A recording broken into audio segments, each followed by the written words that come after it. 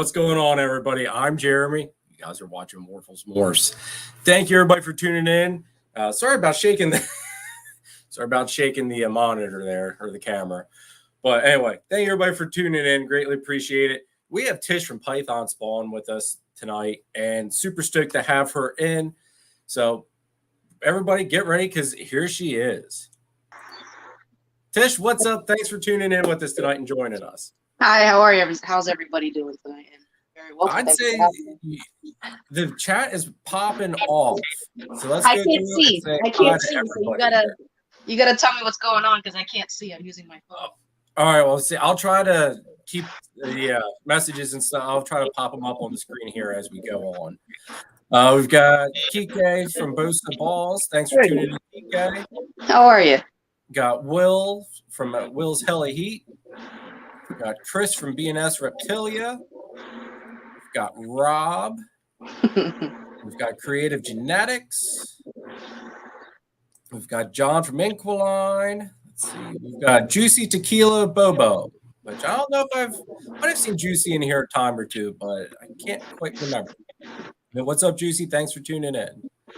We've got Angie and Jeff from Celtic Balls. Thank you, guys, brother and sister, for tuning in. Great. And hey, Rob. Saw you're on there too. We've got PJ, which is Con Worker. Thanks for tuning in, PJ. We've got Jeremy and Holly from Snakes for the Memories. We've got Kevin from 4S's Pythons. And that catches us up. that was a long introduction there for everybody coming in. Hey, everybody. So before we get started, I want to give a sticker shout out to Chris and Mary from downtown Reptile. Sorry, I wanted to say Pythons. A very cool sticker. I thought that was really neat. If you guys are watching, I am going to be sending your stickers out. I'm really behind. This week was super crazy. Even on my picks of the week for this week, I had a hard time even getting those, just because I was just that stretched for time this week. Work was crazy, to say the least. And we got Select Pet. What's up, Select Pet? And we have my brother and nieces joining us tonight. What's up, Josh and Lexi and Anna? And he says he didn't get Lexi and Anna got stickers. Josh, come on now, be a grown man. And we've got Nicole from Lady Tiz Exotics. What's up, Nicole? And we've got Mainly Morse. What's up? All right, so what we'll do here, Tish, is we'll go through a couple questions, get everybody to get to know you, and kind of start seeing what you're working with and everything. If you want to show off any snakes, trust me, everybody loves to always see snakes. Everybody in the chat, if you guys want to see, not thinking. If anybody in the chat has questions, drop them in the comments there, and I'll try to keep up and try to put them up here so that way Tish can answer. And I've got a few other things we'll touch on as we go through the night. So, Tish, let's start off with, how'd you get into the hobby? Well, I've always had reptiles. Well, sort of always. When I moved to Florida, I started to see all the if you're from Florida, you kind of know there's reptiles everywhere, animals in general. So that's where I started to really love reptiles in general. I wasn't able to get any of my own until I moved to Virginia, because my mom she didn't like them. So I was not allowed to have any pets growing up. But once I did, I got my first snake. My dad got me my first snake, and the rest is history. I've gone back and forth with owning them, not owning them. Depended on where I was, because I did move a lot. Unfortunately, I had to give my animals up, but when I bought my house, that's when I decided I can get my animals again. And after I had my son, and I was comfortable and I could afford it, and I felt like it was the right time. So that's pretty much how I got into it for the most part.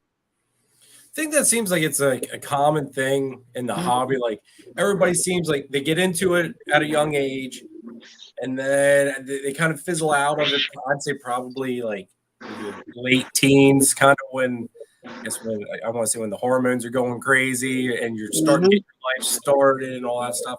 Then once you kind of get your head straight and you settle down some, then it's like, okay, we're getting back into it and we're going to enjoy it. Exactly. It's really important to do it when, as much as I loved owning them, the responsible thing for me to have done is not have them back then, because I did have to, rehome them a lot because I was living with family, I was living with friends. I moved so much. So this is the right time for me to have them. When for me personally, when nobody can tell me what I can and cannot do. I own my house and all of that, so I can fund my projects. So this for me was the best time. Yeah. No, that's kind of like what happened with me. Like I was telling you backstage, I had a whole, like at one time I had I had 2 ball pythons, green tree python, blood python, and then a Sumatran short-tailed python. And it got to the point where my mom didn't really appreciate the freezer full of rats. So I ended up getting rid of everything. And after I bought my own house and conned my wife into, accepting the fact of a snake, she was very anti-snake. She's like, no way are you getting a snake, and is the snake going to be in the house? I finally got her to warm up to it, got her to experience 1, and then it's kind of like, okay, we can ease her into 2, and then I just kind of slowly started to snowball it, and here I am today. Yeah, nobody visits me, I'll tell you that much. My friends used to come in all the time. I used to have family come over. Now, between the 2 dogs that I have, my family doesn't really like dogs. Well, they don't like big dogs. And then the reptiles, all the lizards, the tarantulas, the scorpions, the chickens, everything, the rats. Like nobody comes to visit me anymore, which I don't know if I'm, upset about that. I found that it's funny because certain people they stay away from here like the plague now. But then I've also noticed it attracts more people in the family as well. Like my nieces, they love the snake. The kids love it. I have people coming over here all the time. Oh, can I bring my kids over to see your animals? I have rabbits and all of this. They let me in. Go ahead. Free. Go on. I'll tell you what you can and cannot pick up. John says he'd be all right with no visitors. John did ask a question here a minute ago. He said, how long have you been in the breeding? Since the January of 2020 is when I officially decided and started gathering my collection. So it's a little over 2 years now. Like I got into this and I put a lot of money into it right before the coronavirus pandemic started. And I'm like, crap. I put everything in this and then everything shut down and I'm like, oh man, there goes everything. But I stuck through it and it's just grown since then. So that's when I started. It's been amazing to watch your growth and your channels. I have always thought you've been a very genuine, down to earth, exciting person to watch. You're yourself during your videos. You don't try to be anybody but yourself, which I think is very important. And it's one thing that really attracted me to your videos and your content was just you're down to earth. You're a fun-loving person. And you know what you're talking about and you're passionate about it. Yeah, I don't know what it is with these animals. I don't think any of us know. It's just something about them. I don't know. It is. I was explaining to somebody today, I was at a baby shower with my wife, and I was talking to a woman there, and she was asking me all sorts of different questions about, keeping snakes and everything and how I go about doing all of it and still working and everything. And I told her, I wake up at 5 in the morning and I don't go to bed till 11, 12 o'clock at night. And normally I don't get down to the snake room until 11 o'clock, or not 11 o'clock, 8 o'clock, sorry. After I put my daughter to bed. Me too. And it's I'm coming to here and it's for somehow whatever magical power, I get energized. I get in here and the first time I open up is boom, we're ready to rock and roll for the rest of the night. Yep. I don't know. It's therapeutic, I guess. It is. It is. Except for her. She's not What's as that? therapeutic. She's made leaps and bounds, but she can make your fish. She'll definitely wake you up. What is she? That is my female jungle carpet, Xena. Yeah. Which Okay. just You're braver than me. this week's video, I'm holding her the whole video, everybody. So you guys are gonna want to watch that video. I go through why I tell you why I think everybody needs to have a carpet python, and you guys get to watch and see if I actually get bit by her because she has the record of the most times I've ever been bit, and that was 10 times in one handle. Wow. She was a firecracker, and she's gotten a lot better, but you still gotta watch when you take her out. My other jungle, she's just like a ball python, but her, like as you get, like she knows that food comes from this side of the tank, and she's ready. She wants more food, and she just ate the other. That's good that she knows that routine. She knows where it's supposed to be coming from. That's really smart, actually. Yeah, for everybody always says retics are really smart. I'd have to say jungles, like carpet pythons in general, are probably right there with them because you can tell she's always thinking, even when she's out, she's very with what's going on around her. So you need to get one, Tish, especially after me finding out what else you have. Well, I start with babies, and you guys don't even know what the heck I just bought. Well, I didn't buy it; I traded. So I actually have 5 new snakes, and they're not ball pythons. No, I'm gonna assume we have to wait for the video for that one because I don't want to steal the thunder on that, unless you want to reveal it, which is totally cool. I'll reveal one. I can That's reveal awesome. one. All right. This week's video. Now, or you want to wait a little bit later? No, we'll wait later. I'll see about if he's in the mood to get picked up. All right, that'll work. But I won't bring him too far in here for long because they're in quarantine inside the house. Oh, okay. Yeah, no, that's completely understandable. Actually, since you just brought that up, what is your quarantine procedure? That's something I really don't ask enough of. So when I get let me put this out here first because I get a lot of crap about this, but I trust him. I've seen his collection. I've cleaned his collection. The only animals that I do not quarantine are my animals from Rob Starsman, from Designer Ball Pythons. His animals are already in my collection. I know everything he has. So I know how clean his facility is, and I don't quarantine his animals. But everybody else's animals, I have I think I've shown it on the channel. Under my TV in my bedroom, there's a heat tape on a thermostat, and I get bins and I stack them there. So for the animals that I have 4 6-quart bins there, and they're just stacked. But if it's a bigger animal, like the one that I'm going to show you later, he's in an aquarium doing quarantine. So my quarantine process, depending on the species, I will typically do water bowl, paper towels, hide. But if it's an arboreal, semi-arboreal animal, I'll put like a cork bark in there, things like that. But for the most part, I like it sterile. And typically I quarantine for 30 days up to 90 days, depending on how they're doing. Okay. So if they're eating, if they shed, if they don't look sick, they don't look like they have RI, they don't have anything going on, I'm gonna put them into the collection a little bit sooner.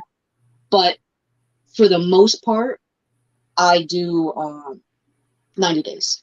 Okay. The new thing that I'm doing now, I'm in the process of testing my entire collection for Nido. So far, everything I've tested has been negative. Every single thing that I've tested. And I've tested about 10 right now. So I'm about to do the entire collection. And from now on, if the snakes that I come in with are tested for Nido and they are negative, I'll make it 30 days as long as everything else is good. So that's what I'm going to start doing from here on out, anything that's new. And you have a video on that too, if I recall. You did a video on that. And that's not really that expensive, is it? I think you said it's like $25 or something like that. So the most expensive part is the shipping because you have to overnight it. Oh, okay. So it's actually better if you do a bulk or more than one. It's just better because you're spending $25 on the Nido test, and you also have to get the kits before you even send this out. So you have to buy the kits from them, wait for it to come in the mail, and then they'll give you like all this packaging where they come in and the forms, and then once you have all of the I keep them on hand. So once you grab this, once you get these tubes, it looks just like this. They're sterile. There's nothing, they're not broken yet. So they're sterile. And you can get, I think, 5 all the way up to like 200 of them and have them on hand. Then you fill out the form and it's like where I'm at, because it's in Texas, it's about $60 overnighting it. So Okay, I typically, I typically want to do more than one if I'm gonna overnight it, because it's $25 and I'm spending 60. So I might as well just like do 4 of them or a bulker, like a bigger number, to for it to make sense, you know. So obviously those 5, I'm gonna do that all at the same time. And everybody, if you do want to see how Tish does that, like I said, she does have a video on that on her channel. Definitely check it out because I watched it and that was an interesting process to see how you actually did that. When you were going about doing it, I was like, I don't know how, you know, how you're going to go through it and not really make a snake angry, but you did it pretty darn good. It didn't seem like they got very stressed out at all or anything. Yeah. If I find that they're getting too stressed out, I'll actually put them back and try again the next day, because some of them will get pretty bad and they'll whip their body around, and I'm like, oh yeah, no, this is going to cause more harm than good, so I'll put them back. Oh, okay. There's my brother being the loving brother that he is. Thanks, Josh.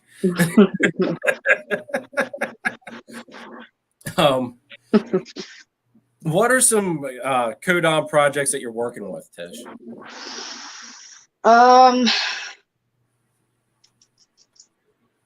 Well, I have the 2 new snakes that I just got. Chocolate. I have leopard. I have a little bit of everything, to be totally honest. Okay. Stripe is dominant. Do you prefer the darker genes or do you like the brighter stuff? I like both, and I like contrast. So there's a reason why I have vanilla and some stuff as dark as chocolate. I eventually want, and like Wookiee's a little bit of everything because what he has in him, but it's more darker than anything. But I do like both, and it depends on the project. So I like darker in pieds, and clowns I like brighter. I really like bright clowns. I agree with that. I agree. I don't know. It's just personal preference, but I do like contrast. So I'll put a dark gene with a light gene as well. At least I'm trying to, because I'm trying to get pretty heavy into Clown, Desert Ghost, Ultramal, and Pod. Yeah. Okay. You don't have any Sunset though, do you? I don't think you do. Yeah. No. Well, when you said Ultramal, I was just talking to somebody. Actually, they messaged me. They left a comment on one of my videos about the boa version of a sun dragon, or the sun dragon from the boas, and they had asked if there's how to make it in ball pythons. And Stephen and Courtney from Leviathan Snakes had sent me a picture of basically about the closest thing you're ever going to get, which was a Sunset Ultramal. And for whatever reason, I always think that if someone's working with Ultramal, that they've probably got that idea to make that neon glowing orange snake in the back of their head. Just about every gene I get in the back of my head, I'm thinking, how am I going to take all that color away and make it xanthic? No, I cannot go into Sunset because I cannot afford the Sunset project. At least not now. Not now. There's a couple I would love to. I'm trying to get into acid. I'm trying to get into a couple of things, but it's. Oh, acid, yes. Yeah, I'm trying, but I haven't found a breeder male that I want yet, because I don't want to keep repeating genes. So I want to get stuff that I don't have. So if I'm going to get a male, acid, I want to have it with a gene that I don't have. So Yeah. Well, no, that makes sense though. That makes sense. Yeah. You want to be able to work projects in different directions without having the same result. Exactly. I know, So and acid's not a cheap project either. No. I mean, it's about the same as Wookiee. And Wookiee, I had to. I was gonna say, I forgot. See, me being a Star Wars person, anybody that's working with Wookiee, it kind of catches my ear. I don't even have Wookiee at all in my collection, but I just, part of me wants to have it just because of what it's called. I really don't know what I would do with it, but the inner Star Wars person in me just thinks I need to have it at some point. It's actually the one gene that I get asked about a lot when I'm gonna get clutches from him. If it's not the Wookiee, it's the Desert Ghost. So I get those a lot. Oh, okay. Now, with the acid, what do you want to do with that if you get into it? Like, what projects do you think about throwing that into? There was one. Well, acid for sure, without a question. I'm gonna try to put into Desert Ghost. Okay. That's a given.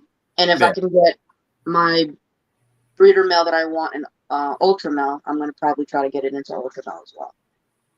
Other than that, I'm trying to work Trojan into projects too, because the Trojan that I have is amazing, and I fell in love with him. So I wanna see if I can get a little bit more Trojan in my collection and see if I can combine Trojan with acid, see what that does.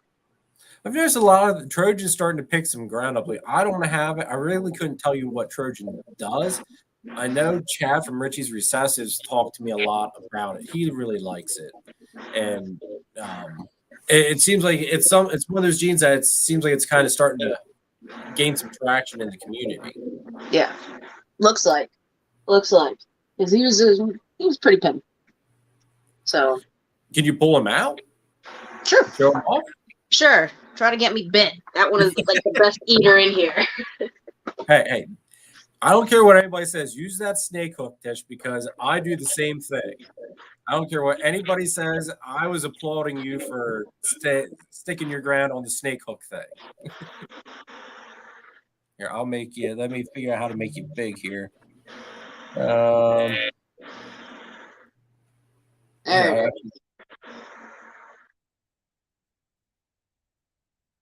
There you are. He's just insane. Now, is that just a Trojan pinstripe? No, this is a jigsaw. Oh, that's a jigsaw Trojan. Yeah. Jigsaw Trojan. Okay. Now, what? Now, just explain to everybody what's the Trojan doing in that animal there? Color for sure. It's the color. It's definitely color for sure. It wax out pattern, because you can see that there's pinstripe in here. That's a given, and he's getting pretty feisty right now. So yeah, you can see. So you just imagine putting acid in there. It's already broken up. I was gonna say that, which is. It'll look a little bit like a monsoon if you put acid in this. Well, it'll darken it up too. It's funny. See, you're on the same page as me with trying to make something that looks like a monsoon without paying the price tag of the monsoon. Yeah. You all right? When you get a chance, look up. Here, let me flop us again. Here, look up it's a bumblebee leopard acid. Look up that combination, and that sucker looks almost identical to a monsoon. Almost. I mean, it's like I just sat there. I was like that. Like the second I saw that, it was the nail in the coffin. It's like I have to get acid. So that, yeah, it looks absolutely amazing. And then I ran onto it. I thought it's like throw it into Exantic, and you'll get just not. It'll almost have like a snow leopardy pattern look to it. I just thought that would look really cool. It's just where to get acid from. I know it's on Morph Market, of course.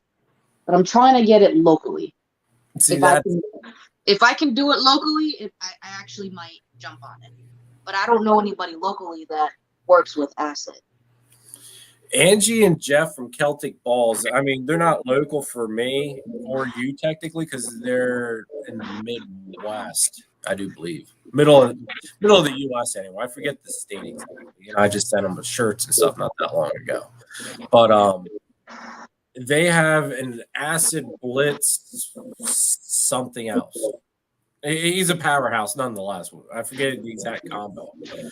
But I got a hold of them because they're very great supporters of my channel, and they're like a brother and sister to me as well. And I said to him, I was like, when you guys pair him, if you just get an acid or a pastel acid male, if you don't want him, because obviously they've got something better anyway. So Right. if you don't want him, I would love to have dibs on it. So thankfully they put me on a waiting list for that, and they're on my waiting list for one of her babies when I pair her next season. Nice. So, question for you. Yeah. Do you prefer, not prefer, but are you more of a exchange animals type of person, or are you more of a exchange for funds? Because I try my best to exchange projects with people. As long as I have something that they like and they have something I like, because I'm not usually the first one to bring it up. Usually they're first one to bring it up. Yeah. So I've never had someone actually approach me with it in that way. In all honesty, if they had something where I was interested in, because you figure anything I'm producing, as long as it's like, if I have, say, an Exantic clown and someone comes up with me and says, you know, I want to trade you for an acid, and, you know, you got that big price difference there, you know, it's kind of like, especially with it being recessive stuff. But, I mean, if it was like close to somewhat even fair, hold something like that. Hold on a second. I'm sorry. What's up, buddy? No. Stay inside. What's up?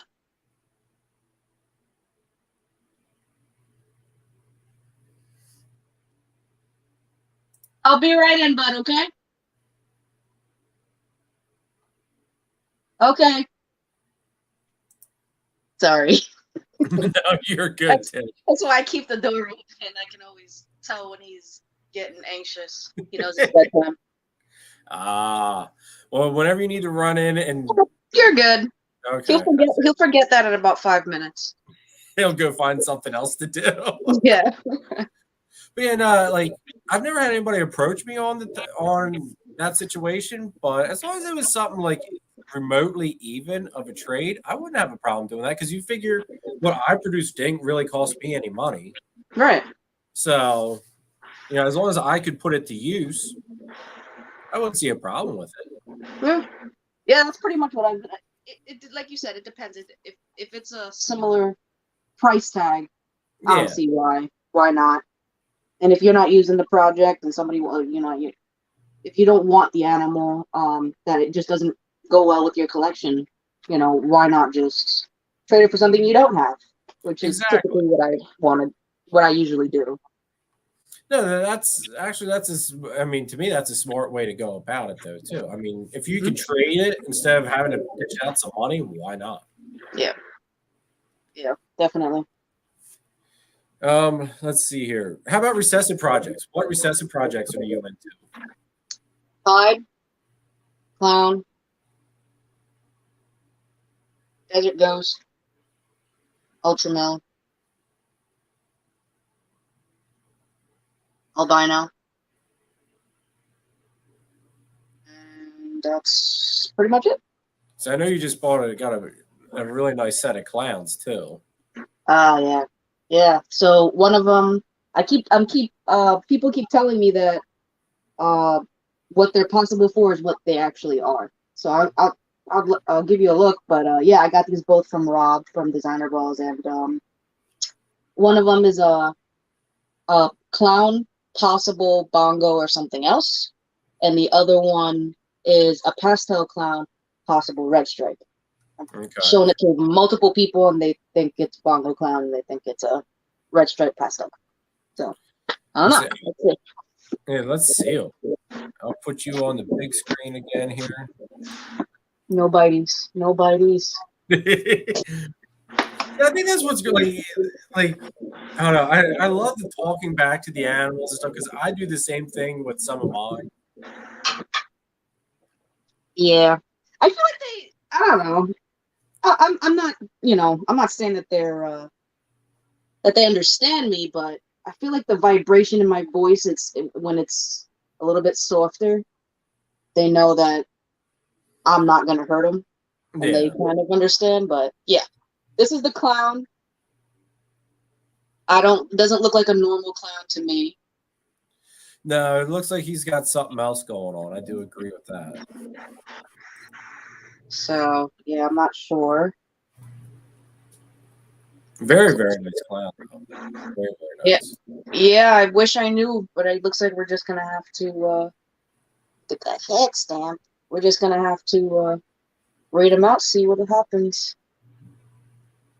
It'll be like Christmas Day on those clutches. Yeah, I know. Yeah, he's cool. Belly has I some love the stuff head on on. it. Very, very awesome. So yeah, that's the regular clown, possible bongo or something else.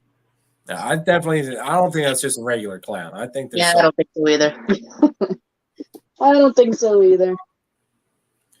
Got a couple new people hopping in here while you grab the other one and say hi to them. We've got Eric from Drop Time Reptiles. What's up? We've got Amelia from Blue Ridge Pythons. What's up, Amelia? I could swear there was somebody else that hopped in and I missed them, but maybe I didn't. Darkroom Pythons. What's up? Thanks for tuning in. That's a new name I've never seen. So thank you for tuning in, everybody. Now this is the pastel clown. Yep, and it's possible red stripe. See there again, that's another gene I'm not familiar with is the red stripe. I don't really don't know what exactly red stripe does, so I couldn't give you any opinion on that. Okay, be right there. If he would let me, there's his little head stamp. You guys know the video that I just posted last week. Yeah, everybody, definitely go check out Tish's channel. All her social media stuff is in the description down below. Definitely check her out. Give her a sub if you're not subbed already, but I really can't imagine you're not subbed to her by now. And of course, if you're not subbed to me, all the support's greatly appreciated. So definitely hit that sub button and hit that like button, everybody. I don't know what we're at for likes, but it never hurts to tell everybody hit that like button. See, I love that head stamp. See, I had a good chuckle over what you were saying about with the head stamp in your video because I saw both of them. The second you brought it up, I saw them. See, I didn't know how people were going to react to that because I got a good chuckle out of that. Now the question is, did you come up with a definite name yet? Oh, what did somebody say? Was it Richard? Yeah, it was Richard. Yeah. I was like, oh, okay. I like that. It's still PG, but everybody gets the ha-ha. Yeah, I like it. And that's why I say I'm very particular of how I say things on the channel. Yes. So I didn't want to say anything that kids would understand immediately. So that's why I said it the way I said it. Lola says clowns are fire, Tish. Yep. Thank you. All right. See if I get bit tonight. What else do you want to see? Hey, we can look at whatever. I don't know if you need to put your little guy to bed. If you do, I can go over a couple of things, kill a couple minutes if you need to. It's fine. We're good for about 20 more minutes. I'm watching him in there acting out Black Panther. Oh, God, you got to love kids. That's funny. All right. So, well, we kind of already went over this, but what genes do you want to invest into in the future? acid. I want to get in. I want a female mystic. Believe it or not, I know it's like weird, but I kind of like the gene, so I want to see if I can get a female mystic. Bongo. I want to get into bongo.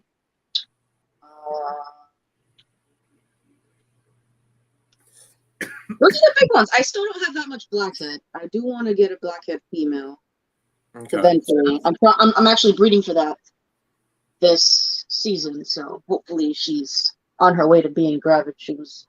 I hope she doesn't reabsorb. She's like 19 millimeters or something like that. The last time I did it. Oh, yes. I got screwed on the reabsorbing this year on 2. Yeah, my banana just reabsorbed. So my banana did too. My banana. I keep hearing that happens a lot. It sucks. My example. It's dark already. Okay. All right. When I go inside, I'll give you a snack before bed, okay? All right. Love you. Yep. As soon as you go back inside. Thank you.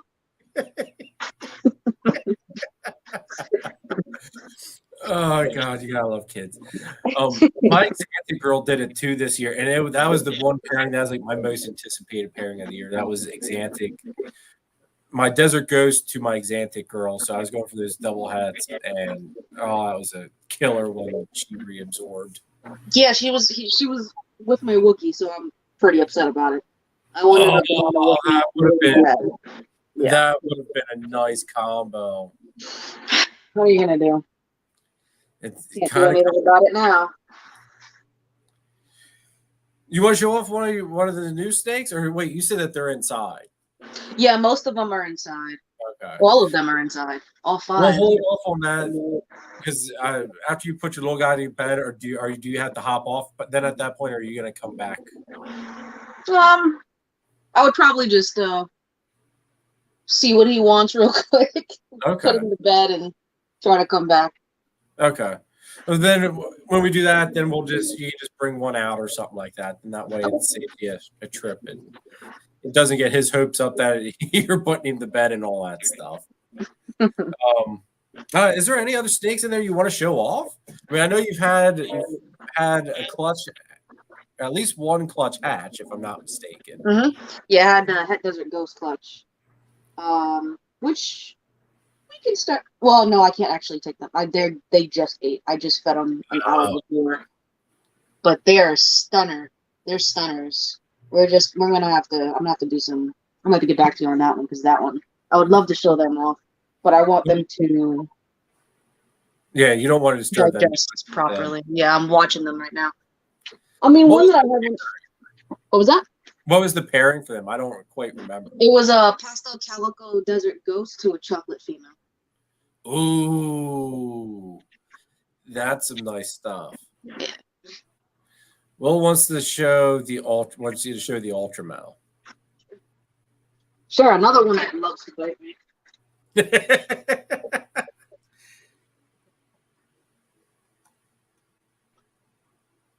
So this one I got from Bob Wu from Bob's Bulls. He bred an amazing creature, and look at how vibrant she is. There we go. We'll do that. See, ultramale's starting to grow on me. It wasn't really catching my eye in the beginning, but the more I see it, the more it's starting to catch my eye. Yeah, she's a great eater. That's why she's so feisty. But it's okay. Not a bad thing. That's not a bad quality to have in a ball python. Yeah, most of mine are pretty good. There's only a handful that I hate to say it, but I think that's because I don't know, because I've done the frozen thawed. I've had the most success with live. I don't get too many that don't eat. And if they do go off feed, there has to be a reason. So I typically text them or something like that. If they haven't ate for more than 2 months, that's when they start to get tested for RI and all of that. And I'd start to really pay attention to them more so than usual. Because if you're not eating, there's a reason. So his mine are just. You also used to have your rats in the same room too, so that they were They had to be really amped up like at all times, I would think. Yep. Well, I'm actually wondering if that's going to affect how they eat now, because now they're in the other shed. Yeah, So I actually just got caught up on that video today too. yeah, yeah, so I don't know. We're gonna find out in the next coming weeks if they decide to stop feeding for some reason because they're not in here anymore. But you know what? It's a you know lose win. I don't know how to explain it, but I prefer them not in here. The dusting has gone down dramatically. I feel like the snakes are going to be healthier because they don't have the rodents, ammonia or anything in here anymore. I personally thought that some of my snakes were getting sick, and I thought that was because of the rodents. So I had like three or four that I had to quarantine with RI, and I'm convinced, and I tested them for nidal and everything. I'm convinced it's because of the rats that are in the room. So that was there the might main be reason. Will wants to know: do you do any home treatments for RI? Yes, I do. Usually, I will increase the humidity and the heat just a bit. First, the first thing I do when I bring them inside for quarantine, I'll increase their humidity on their own thermostat because I have a bunch of these pads that are these heat pads, and they'll be separate from all of the rest of the snakes if they have RI. And I'll increase that to like 92 to 93 ish, and I'll mist down their enclosure, so I'll bring the humidity up, see if that'll clear that up. I've also put them in they have 3 incubators, and 2 of them they're not in use. So there's one that's my main one, and then I got the other 2 for like projects that I need a lower incubation for them. Oh, okay. So I will usually put them in a container with halfway up their body with water. Okay. And then I do not need to go to the bathroom. Okay. And then I'll put them in the incubator in the container with water for 24 hours and see how they do. Okay. So that's one thing thankfully I've never had to deal with yet, knock on wood, but I haven't had to deal with an RI yet or anything major yet. I'm sure my time's coming, but it's not fun because it can be lethal if you don't catch it in time. yeah.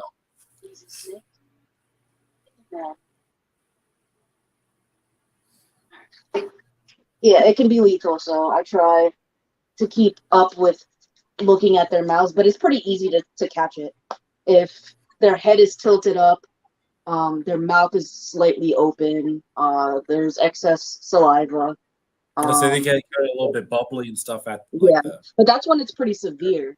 Usually they'll you can look into their mouth and they'll just have excess saliva in the back of their throat. And that's how you know they're starting to get it. When it's already on their sides, it's pretty severe. And if they're opening their mouth and the snot's on the side of the rack or anything like that, it's already pretty bad. So you gotta treat immediately.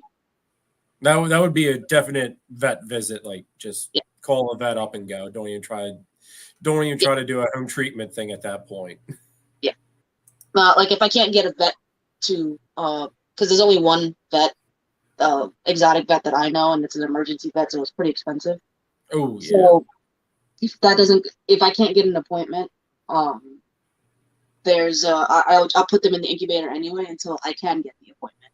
So they'll have the increased humidity until I'm able to bring them to the vet. See, at least you have a plan though. I think that's a key thing. You have to have a plan. Yeah.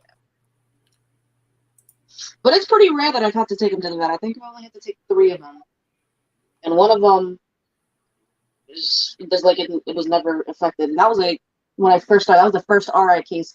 His was so bad that I actually turned into pneumonia. And he had to his was bad.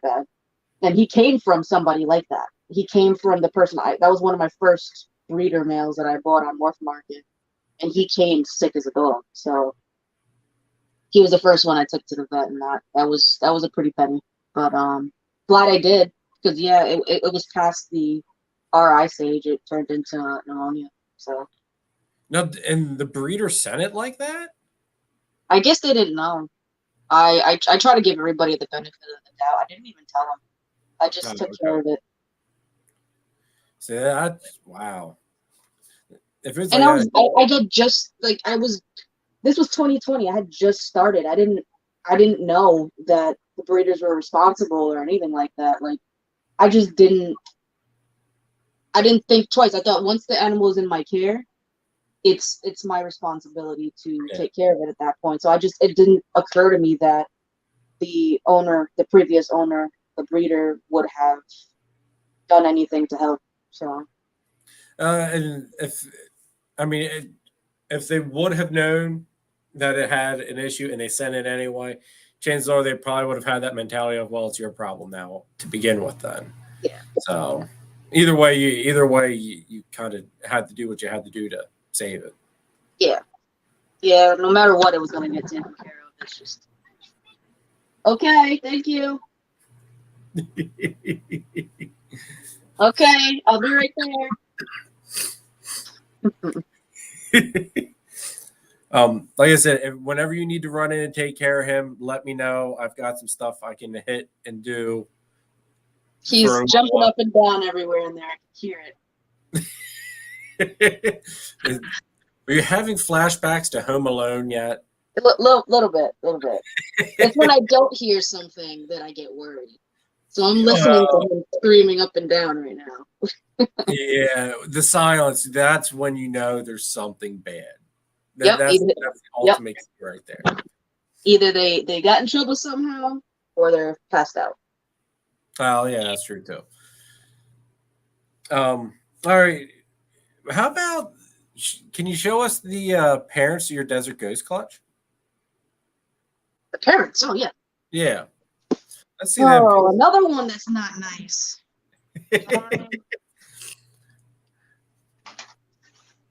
Nice.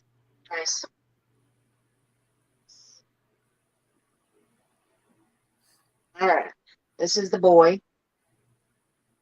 He's a pastel calico desert ghost. He came from Carlin and B at Bomb Project, so it's actually a split clutch with them. So they automatically get 2 of the babies. So, okay. That's a gorgeous animal. Yeah, he's stunning, this boy. I mean, you can see the calico. It's a pretty high expression calico. Yeah. And he's a great eater. He's getting pretty big. Like when I got him, he was not this big. He just exploded in size. So that is a very, very nice looking animal. I really like it. Yeah.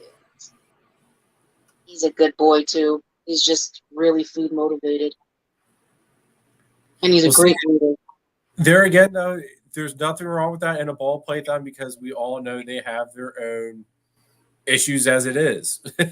So if you have one that just wants to eat all the time, hey, I'd take that over some of the ones I have at the moment. I think just about every male of mine, actually every male that's an adult male has been on a hunger strike basically at least since November. They just want nothing to do with food. I've swapped out beddings, cleaned tubs, waited. I had one eat. My Desert Ghost male did eat once, and that's because I tried feeding him right after I took him out of the female's tub. But after that, he didn't want bad, but sorry, I'm listening. She's ready to get me. That's the chocolate girl. That's the mom. She's a big girl too. Yeah, she's pretty big. Yeah, she's pretty big. And these, I got her from as a group, from Creation Collectives, and I got her. I got the gravel that is gravid right now. I got my Het Desert Ghost and my pastel vanilla Desert Ghost as well. So Okay. all 4 of those came from Creation Collectors. Nice.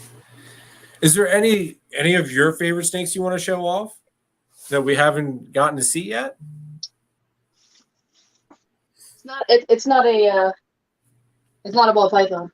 And that's fine. That is fine. I love this guy. I'm gonna be right there, buddy. Hold on. Snake. It's black and white.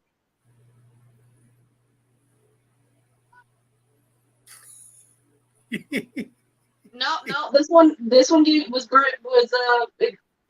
born here. I'll show you inside. Go inside. Oh, no. No. Okay. All right. Fine. Okay. I guess you guys are gonna meet my son. So, this guy, he's an Anery Samboa. Oh, that's awesome looking. Yeah, I bred him myself. So, oh well, you wanted to come over here. Now you're gonna be live. Over here. So Beautiful, Tish. yeah, I love him. He's been growing like a weed. So cute. He is cute, isn't he? Yeah, he's so small. He's a small little guy. Actually, I don't know what he is or she. I've never actually sexed him. So, Now, how big did he get? Because I know absolutely nothing about sand boas. So I have his parents up there, but they just ate as well. Not big, 2 feet, but So they're not small things. yeah, and they're like the female's like maybe that round, and the male is probably like that round. Not big at all. Okay. Not big at all. And she had 4 babies, and this is the only one that they're. I'm gonna be totally honest. They got out and they didn't survive. This is the only one that didn't get out. Oh. Yeah. Well, they got out and just kind of like wiggled out of the rack that they were in. They were in with the ball python, like we're the same area as the ball pythons, and I still to this day have no idea how they got out. The holes are not big enough. They couldn't push up the top. I don't know how they got out. They even got out when they were born, as well. And one of them automatically passed away because it was when I was still using the sticky traps, and it escaped after being born, and it was on the sticky trap. Oh. Yeah. So out of all, that's because there's yeah. Out of all 4, this is the only one that survived. Now, did they all look like that one, or were they all different more? 2 of them were normals, and 2 of them were Aneries. Okay. Okay, close the door.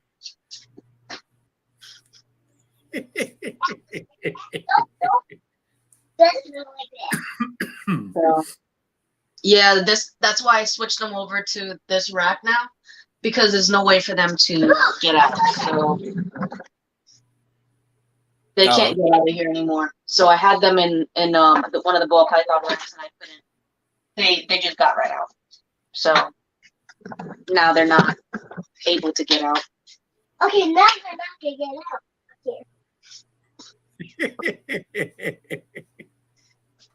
Yeah, So I the love this. chickens- I love this. The chickens are asleep tonight. They're already sleeping. I already rounded them up. What?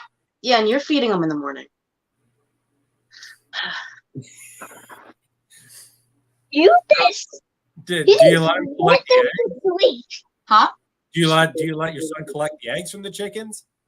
They haven't even started producing eggs yet. They're about a year old, so they haven't been producing just yet. They're almost there. What are you doing? I always think it's funny when you let the kids get the eggs and they come so happy with the eggs, and then all of a sudden one just falls and they just kind of do that look down at the feet like, oh shoot. Oh, we'll see. What are you doing? You're crazy. You want to hold a snake? Yes, Sure. but he looks cute enough. All right. What's the next question? All right, this is more of an opinion. So, what genes do you think are being really slept on in the community? Which genes? What? What genes do you think are being slept on in the community? Albino, all day, all day, Albino? all day. I love albino. Now, why do you think that one's being slept on? Because I just saw a video about, I think Gen Z put a video out saying how they thought that it was very limited potential with it. I don't think we're even close to the potential that it can do with all the new genes that are coming out. Okay. So And we'll then, see. of course, you probably We'll want see in the to future. you probably want to do like dark stuff. With it to make kinda Yeah, see a lot of that stuff for a lot of that stuff for albino, you need the contrast, so you need dark and light, so that the albino can actually pop. Yeah. Like this. Yeah, Rob's right. He says Gershon would love that answer. That was the first thing I thought when you said albino. Say, well, that's up Gershon's alley. Yep. No. I would think albino with acid would look really neat. Yep. That That would it was be in the my mind, and I thought it. You said it. Yeah, I think albino and acid would look neat. Yes, I think it would, and something else. Something else needs to get in there.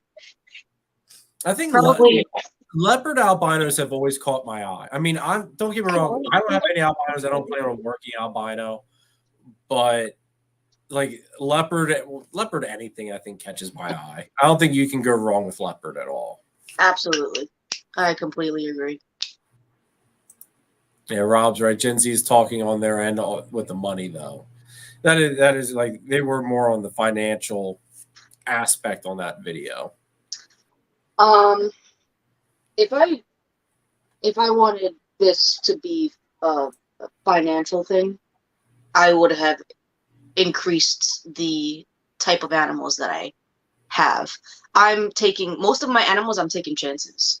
I'm working with genes that nobody really knows. I have Twister. I have a wild caught from. I have a wild caught that I got from one of my gravid wild caught females. Trojan, nobody really works with. Well, I've never heard of Twister. Yeah, that's down there. Similar to like Hurricane then, or completely not anywhere close.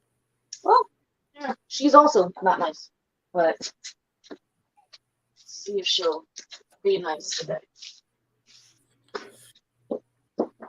Phil says you gotta take chances, and Angie and Jeff just threw out a good one there. Albino black pastel acid. That would be nice looking. Oh, come on. Grayson, go.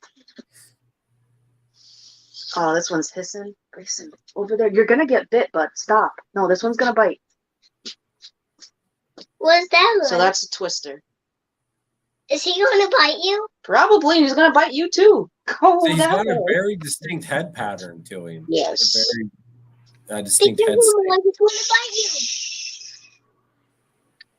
So, and look at this speckled belly. That's a very interesting morph there. Now, do you know if there's a super form of it yet, or is that just to be?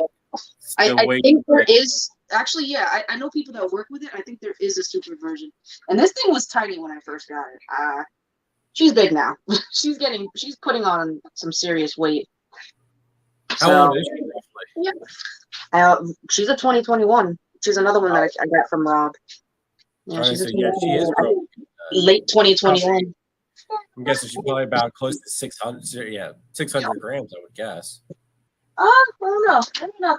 I don't think so. 400 maybe? 377. Oh wow, she looked bigger on the camera than that. Yeah, she's just thick. What's up, Adam? Thanks for tuning in. He's listening while he feeds. Nothing wrong with that, brother. I gotta say, Tish, I love your shirt. I love the shirt. I love the front. I love the arm patch on it. It suits you. I like it. I like the design. Oh, thank you. I'm trying to get more of them. I've only had. I think the only time I had bulk was when I went to Arlington, and I actually gave them out for free, and I just wanted people to have them. And my investor does them, and he's just been because he's in the army too, so he's been super busy, so he hasn't been able to do my shirts yet. Oh, okay. But anyway, so while we're on that topic, I do want to thank you for your service, Tish. I know I thanked you off the thing, but I do want to thank you again on here. I don't think everybody really comprehends all the sacrifices the people in our armed forces, that they don't really fully understand the sacrifices that you guys make. And I think that just deserves a big thank you for all of that. Thank you. I appreciate that. All right, let's hit a couple short, quick things here. I don't know if you want to put your son to bed or whatever while I get through. It's the hour mark. Yeah, let's try to put him to bed. Yeah, we're at that hour mark. I say I got a couple. I'm going to go through my picks of the week. A little other points I'm going to hit quick. So it'll take a couple minutes. And in this case, I'll just do my thing until you come back. Shut down. Okay. All right. I'll be back. All right. All right. Here, actually, we'll do this. All right. So before we get too much farther into it, if we hit 700 subs, everybody, someone is going to be winning this Warfels Morphs front license plate for their vehicle. Or if you guys just want to hang it up somewhere, whatever, I'll be doing one of those random picker things that they have there. I'm going to have Gershon help walk me through that one. But you're going to have to be, and I'll do it during the lives, or actually it'll probably be after. I'll have to figure that out. I'll have to talk to Gershon on how to do that. But it's going to go off of people that are in the chat. So you have to be in the show, in the chat active in order to win that. Throw some stickers in as well. That's the big thing, is we're approaching that 700 sub mark. I think before this, I was at 688, 689, something like that. What was that snake Tish was just showing off? That was what she calls the twister gene. If you're talking about the ball python, the other snake she was showing off was a sand boa. Yeah, twister. Another thing, I keep forgetting to mention this as well. If you would like to be a sponsor of either one of the live episodes, or one of my weekly episodes, hit me up on email at warfelsmorphs@gmail.com, or hit me up on Instagram. We'll talk, we'll work things through. But I'm always looking for more people to sponsor different episodes. I know I have Chris from BNS Reptilia sponsoring some. I have Gershon from GP Snake sponsoring some. Always looking to try to get more people's names out there and, help the community grow a little bit more. And also, this is going to be the last call for reserving a Warfels Morse t-shirt. If you want a Warfels Morse t-shirt, go to the community section on my YouTube page. There should be a post. It's probably the second post from the top. You can't miss it. It's got a picture of a shirt. You have to just let a comment there with your name, your size. All the specifics are in the post. It's like $20 for a shirt plus shipping. I just sent Mark one out there from 403 Fauna. Just give you guys a rough idea. It came out to like $28 for me to ship from Pennsylvania to California. So that's basically what you can look at, is roughly about $28-$30, something like that. But with how the economy is and everything, I don't think you can. I mean, for a custom shirt like what they are, and I mean, I'm telling you, everybody, I wear these shirts all the time just because of how comfortable they are. I've not worn a shirt as often as I have these, and they're what are they? They're called the Next Level Jersey Blend. They're super comfortable. I absolutely love them. Yeah, I wear these things more than I probably should. I'm sure my wife starts thinking, or just friends in general, they probably think I only have one shirt, but they are super comfortable. So that's basically all of the big points I really wanted to hit. What am I thinking? picks of the week. All right, let's go over my picks of the week. Let me find them here. All right, here's the first pick. Let me try to figure out how to make this big. We're going to remove Tish for a second.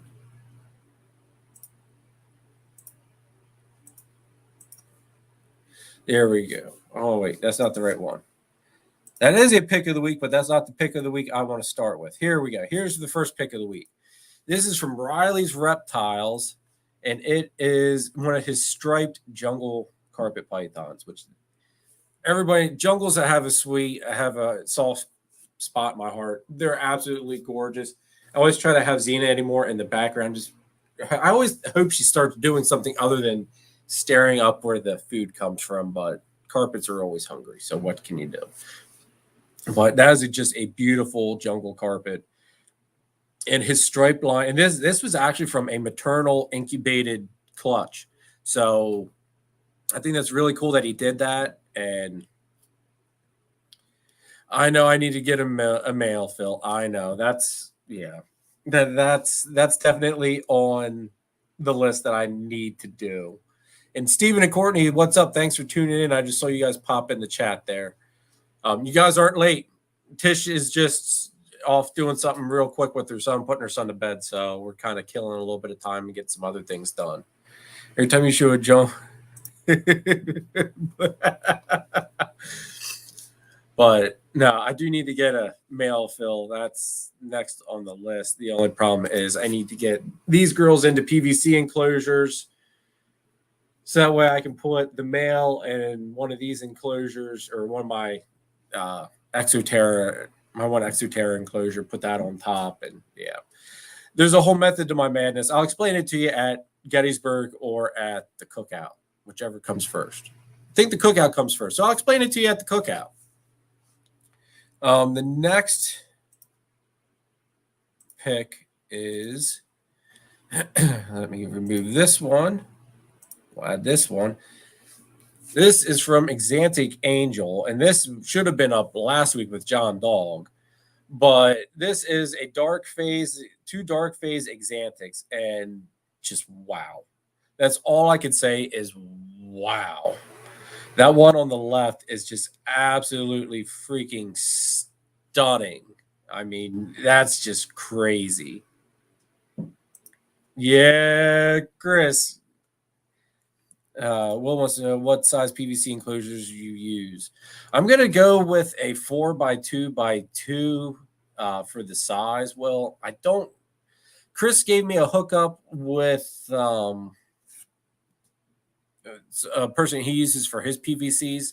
So I'm going to hit that guy up here shortly. I've just been so stinking busy. Time has literally gotten away from me. But I will be hitting that person up to see what they can do price-wise for PVCs for me. And then the next thing is I got to figure out if I'm going to do, like, I'm assuming I'm probably just going to do like a radiant heat panel. But I got to work out all that other stuff too. So, are you just home tonight, Chris? Nice. All right, there's Tish. Okay. What's up, Tish? Hey. You're just in time for a little bit of pick of the week yet. Cool. Right there, we've got 2 dark phase Exantic. That one on the left is just freaking nuts. So, wow, one of them looks calico-ish. it that's like Exantic is just, some of the Exantics are crazy, and that dark phase, it just, I don't know, it really just, it does something. It just looks so unique.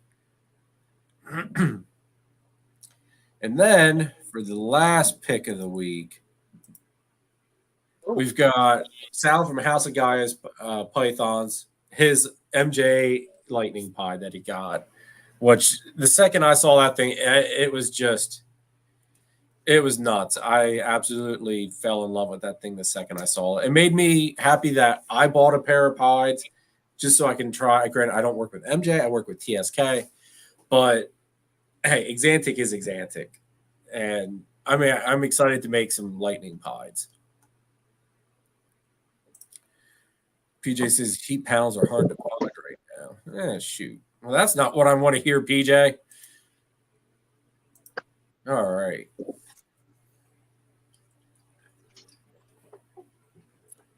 All right, so that's it for pick of the week, everybody. Hope you guys like the pick of the week. I do apologize again. I pick everything off of Instagram, and this week it was just crazy. I did not have much time to really surf Instagram as much as I normally do, and on top of it, there were a couple of nights I was just that dead from work. I think I was passed out by like 8:30, 9 o'clock.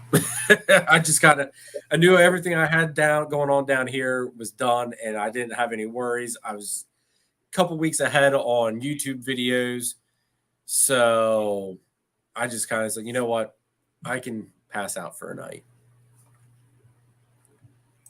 Zach wants to know what size heat panels would one need for a 4x2x2? That I don't know, Zach. I'd have to research that as well, because the whole PVC enclosure thing is a new thing to me. Everything has always been either racks or glass enclosures, so going to a PVC is a whole new step, which I'll probably be hitting up Chris for his personal opinion as well on that one. Tradesman, what's up? Thanks for tuning in. We've got Michaela. What's up, Michaela? All right. So let's get on to more questions, Tish. Is the little guy situated? Is he? Yeah, he's good. I love kids. Like how he was, it reminded me of my daughter. Like my daughter's only 2. My oldest is 15. Yeah, 15. I had a big hopes that he would eventually want to take this over or be at least, interactive with it. But it seems like he really isn't too much into it. He does have the one snake that's going to be laying our very first clutch of the season. Next Sunday, actually, she should lay. So that is actually his female. So I have to split that clutch with him. But hey, it is what it is. I was hoping he'd be a little bit more into it, though. But my daughter, which is 2, oh my goodness, you talk about someone that loves snakes. That the one day, I think I've told the story on here before. We were in the hospital the one day with her because she got dehydrated. I don't even know how she got dehydrated, but she got dehydrated somehow. We took her to the hospital, and it actually ended up she had a bladder infection, I think it was, and was mixed with some dehydration somehow. And we came home. My wife and I went basically a whole day without eating, and except for the little nut bars that they give you in the hospital to hold you over, basically. And we came home, we grabbed McDonald's on the way home, and all we wanted to do was just sit down and eat. And my daughter threw a fit until we came down here to see the snakes. So needless to say, I told my wife, I was like, just go ahead and eat. I'll take her down to the snakes. We spent like an hour down here opening up every tub so she could say hi to it and pet them. No fear. She reaches right into them. And every time it's just like, thank God they're ball pythons. And I work with mine enough to where I don't worry about them at all. Yeah. It's just like, because she just reaches right in, no fear, touches them, pets them. It's just like, okay. So, one day you might get that little jolt of reaction of reality that not everyone likes to be pet without warning. But I try to not let her do it. Sometimes she's just so stinking quick. Like the one time I turned my back and she had her hand in there's like, good grief. Come on. Oh, that's good that she likes it. My son is in and out. You mean like in and out of liking them and not liking them, or in and out of the snake? I've noticed if we're around people, he's more brave because he likes to show off. So he'll do a lot more things, stuff that I wouldn't even do. Like you said, just put my hand in there. He like, hey. I had the door open. Like when he was right next to the twister, I'm like, dude, you're gonna get bit. This thing will bite. This is like one of that whole rack over here that they're growing up. They're just frantic eaters, so they're always trying to bite this whole rack over here. So, how often do you feed? Once a week. Once a week. My males I do twice, every 2 weeks, because I give them a small rodent, and I used to do weans, and they actually tend to eat better for me once with a bigger rodent every 2 weeks. So I'm noticing that they all are eating now. Like, I haven't had a male miss a meal now. So I increased the size recently, probably in the last 2 months. I increased the size, and I do every 2 weeks for the males. So now when they're breeding, they don't miss a meal or anything. See, I have for my stuff after even hatchlings, after they hit that like roughly, I normally cut them off about 200 grams. Excuse me. But after 200 grams, I switch everything over like every other week. But I give them like a slightly bigger meal than I probably normally would. So, and like all the hatchlings, like, granted, I had one, put it this way, all the ones that I have that I produced have eaten flawlessly basically ever since. I have had one that I bought that was skipped 2 meals here the other week, and she's back on track again with eating this week, thank goodness. But that's my high intensity Orange Dream Super Enchi, which I really like. When she went on this little food strike for 2 feedings, which technically would have been 4 weeks. I was just kind of like, it's like, oh man, come on, no, not this early. We're not gonna play this game. Yeah. But she ate this week. It's like, oh, thank God. Yeah, it's weird because I've noticed there's one clutch that has not grown to their potential, and they're gonna hit a year. And I've noticed that if the parents are good eaters, for the most part, so will the babies. Yeah. That particular clutch, I have 4 of them that were held back, and that particular clutch, they're not that big. I have my clowns that I got late, like what was it? Late last season. That was like December, I believe. Yeah, my het clowns, and they're already double their size of that clutch. So I don't know what it is, and those also had to be assist fed for like 3 months. They just would not eat on their own. And I mean, I switched everything. I went from mice to ASFs to rats, and I had to assist. So I stuck them with rats. I mean, not rats, mice.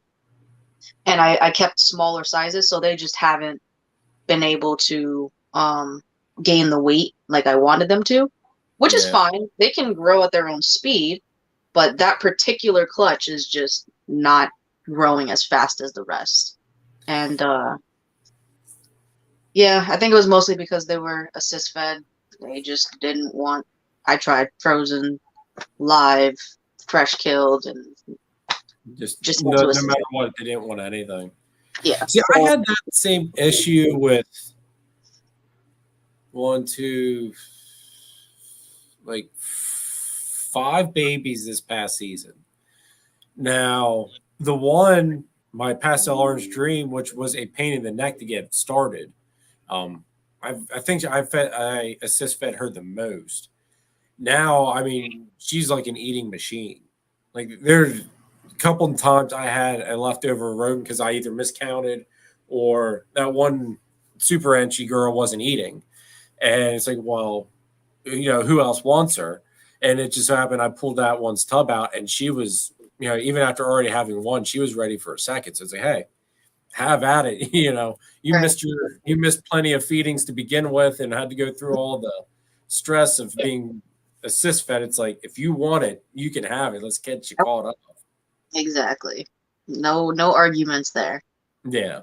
Yeah, I can show you. Look, it's crazy the size difference.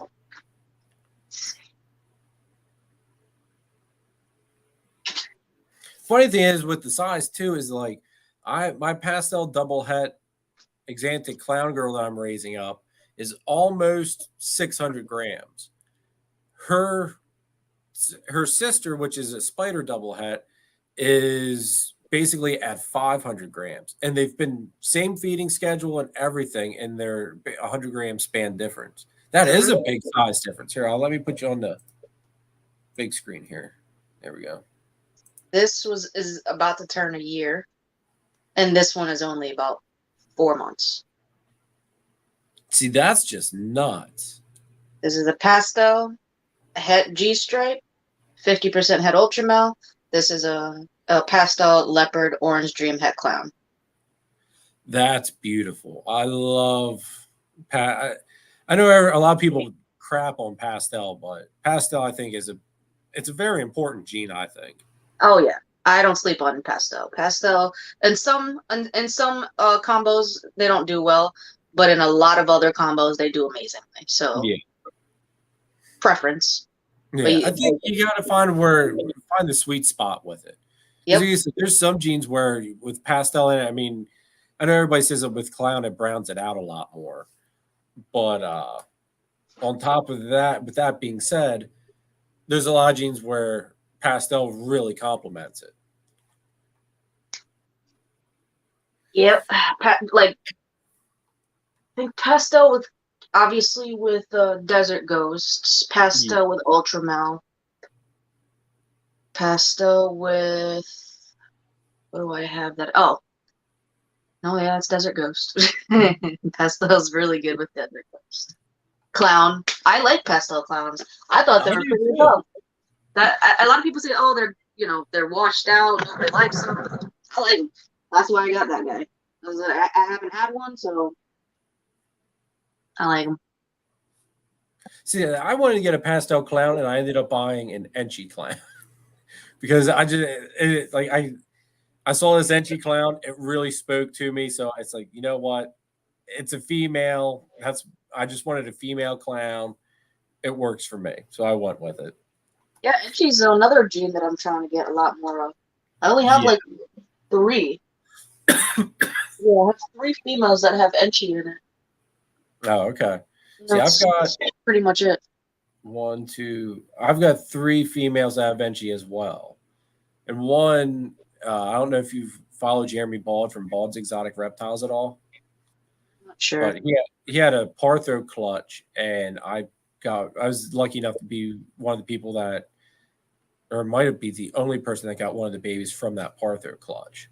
Nice. Which, let me show her off once. I've been dying to show her off here a little bit.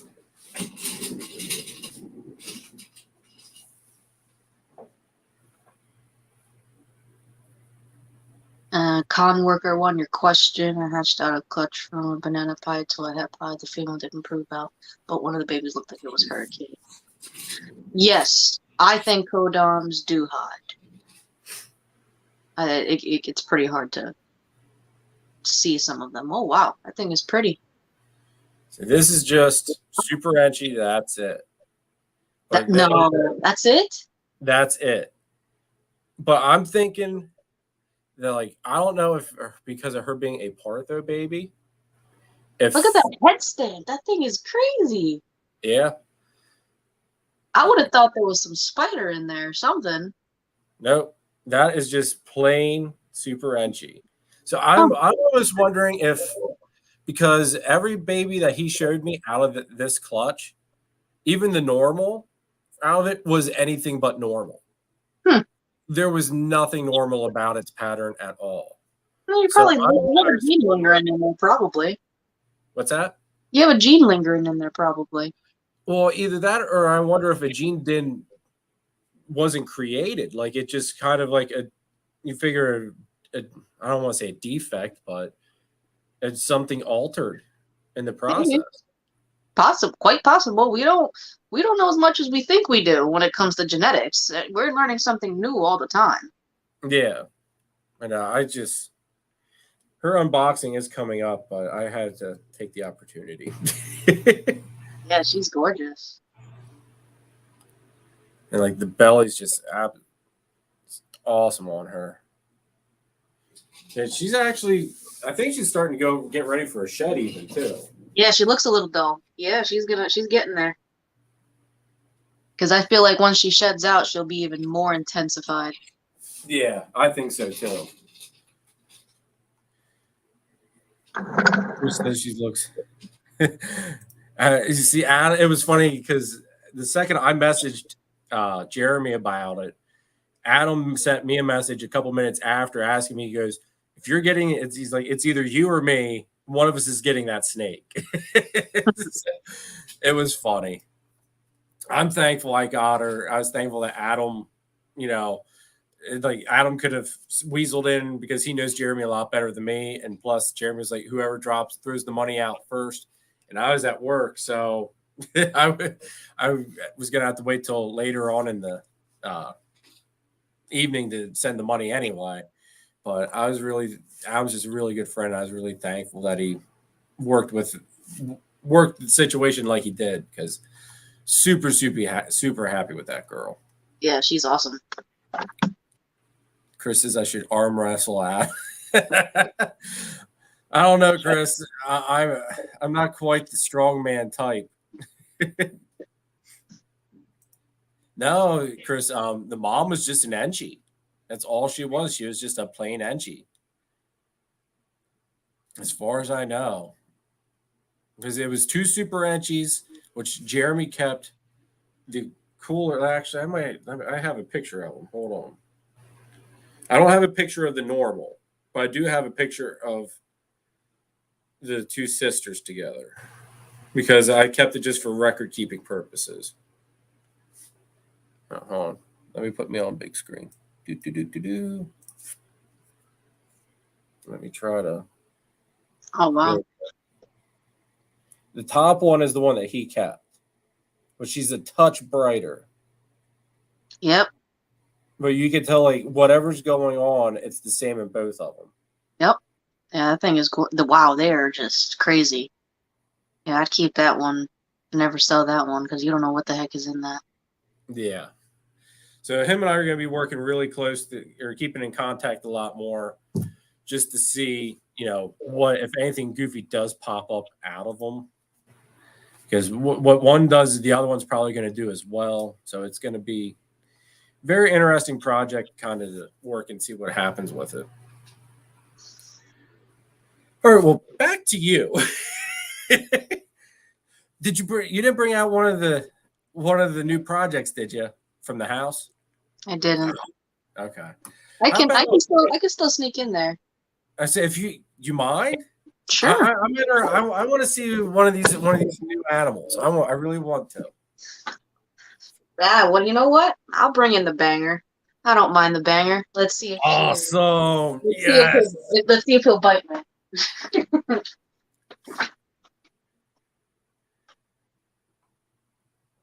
Put her to a clown and see what happens.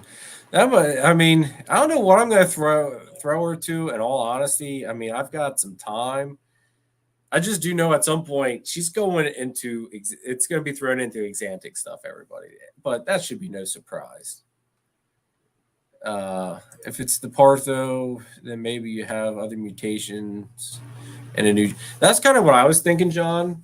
And I don't know if Jeremy has a picture of the normal that was produced out of that. I mean, that thing looked crazy. Even just for a normal, if I would have seen it out, I would have jumped on it as a normal because it does not look normal.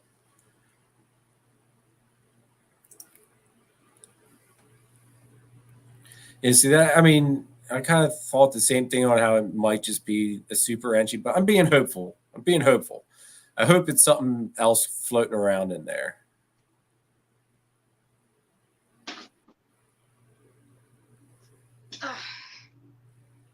All right. Let me put you on the big screen, Tish. I am so in love with this snake. You don't even know. And I always told myself, I'm not going to get it until I'm ready. And I did it.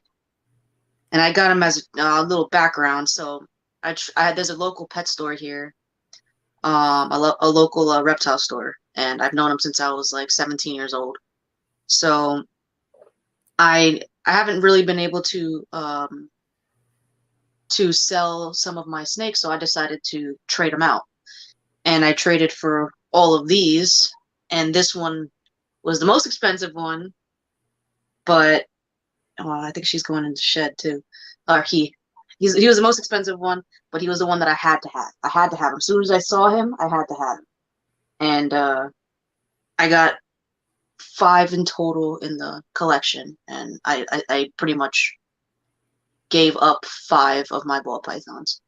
But it was a cool trade. It's an even trade, so I'm excited. So I was gonna undo this unboxing, but you know what? Why not? So Oh, the best. He just has the best attitude. He's never even tried to bite me. He's already eaten. He looks like he's gonna go into shed. So he's a jungle VPI Pink Panther.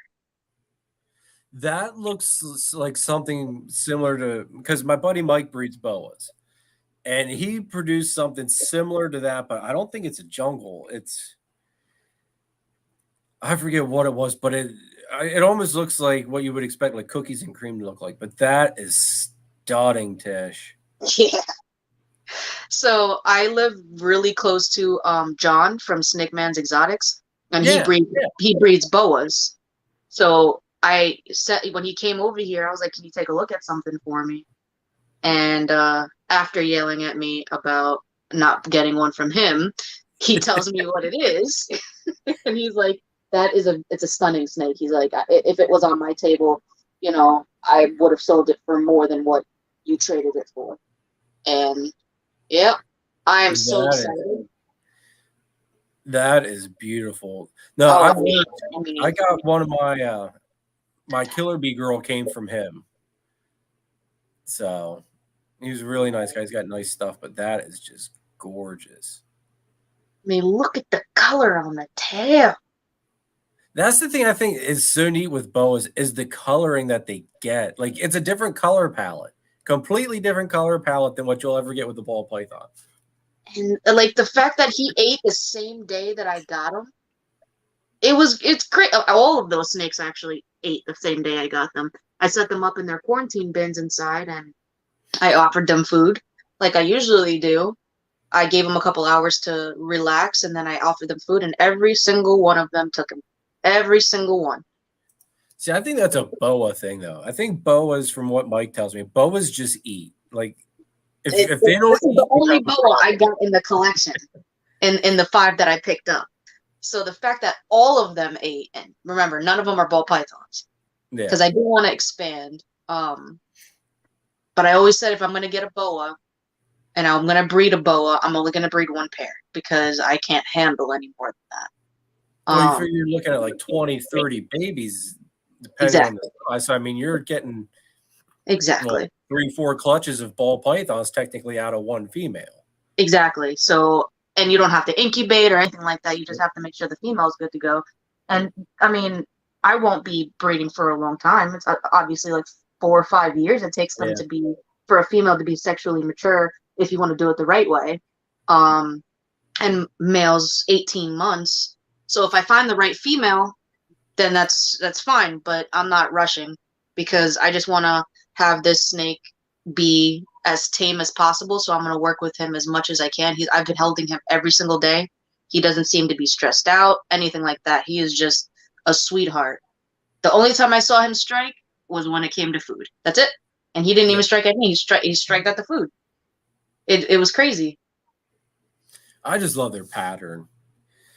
I know my buddy Mike, he keeps trying to get me a boa, and he does have a hatchling, everybody, that I will be releasing on our Morph market here in another couple weeks. But it is an IMG. I'm not quite sure on the sex of it. But he was trying to give me this boa that he just got, or that he produced. And I was like, dude, just like, no, it's like let's just sell it. I don't really have room for a boa at the moment. I was like, before I get another breed of snakes, I gotta expand the snake room. But that's what I waited for. I was gonna say, if you like, now, what do you want to pair her to in the future? Like, or have you not really thought much into it yet? Yeah, I'm not. I don't know what I'm gonna. Well, this is a boy, so I don't know what I'm gonna get in a girl. I don't know the genetics very well. I don't know how they breed. I don't like to breed anything unless I have all of the information, because I know they're a little bit different than ball pythons. Yeah. So they're but everybody tells me they're harder, in all honesty. I'm sure they are. I mean, something that's beautiful, you have to do everything right. Yeah. So, Ball pythons are very easy to breed if you know what you're, for the most part, if you know what you're doing. But boas, I hear, is a very different. It's a very different and complicated scenario. So we will see. I have a couple of colubrids as well. That's part of the package that I got these on. And I always wanted a California king snake. I don't know why. It might be the white and black. It's something with xanthic in my eyes. I don't know. But I always thought a California king snake would be neat to have. I have a Pueblan milk snake in there. That's my son's snake, and she's awesome. She's still a little flighty, but on one of the well, I'm gonna tell. I guess I'm gonna tell you, but there is some type of milk snake in that collection that I just got in the group. So that one is super tame and like it's not flighty, doesn't pee on you or anything. It's actually really cool. Very beautiful snake. But yeah, that's coming out this week. I'm gonna do a video on all of the ones that I just purchased. So nice. Well, I'm super thankful you brought this one out to show us that. I really mean, Tish. I know a lot of people don't like revealing things off of their channels, but that's really awesome. I really appreciate you showing this beautiful girl off. boy, yeah, this is a boy. Oh boy, sorry. Yeah, apparently, there's a certain gene that you can't have in a girl. I think it's the BPI. I don't know. Like I said, I'm just starting, so. As my buddy Mike, he goes through all these genes. He'll be telling me like what all these are. I'm just there. It's like, dude, it's like baby steps here. Yeah, there's T positive albino, T negative.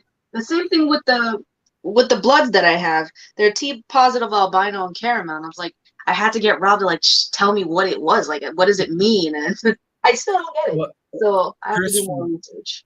Chris from BNS Reptilia works with blood pythons as well, and I think he does T.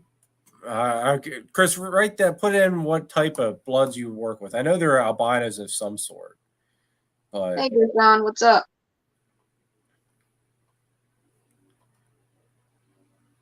you know, like I was telling you off before the live, blood pythons is another thing that I just love.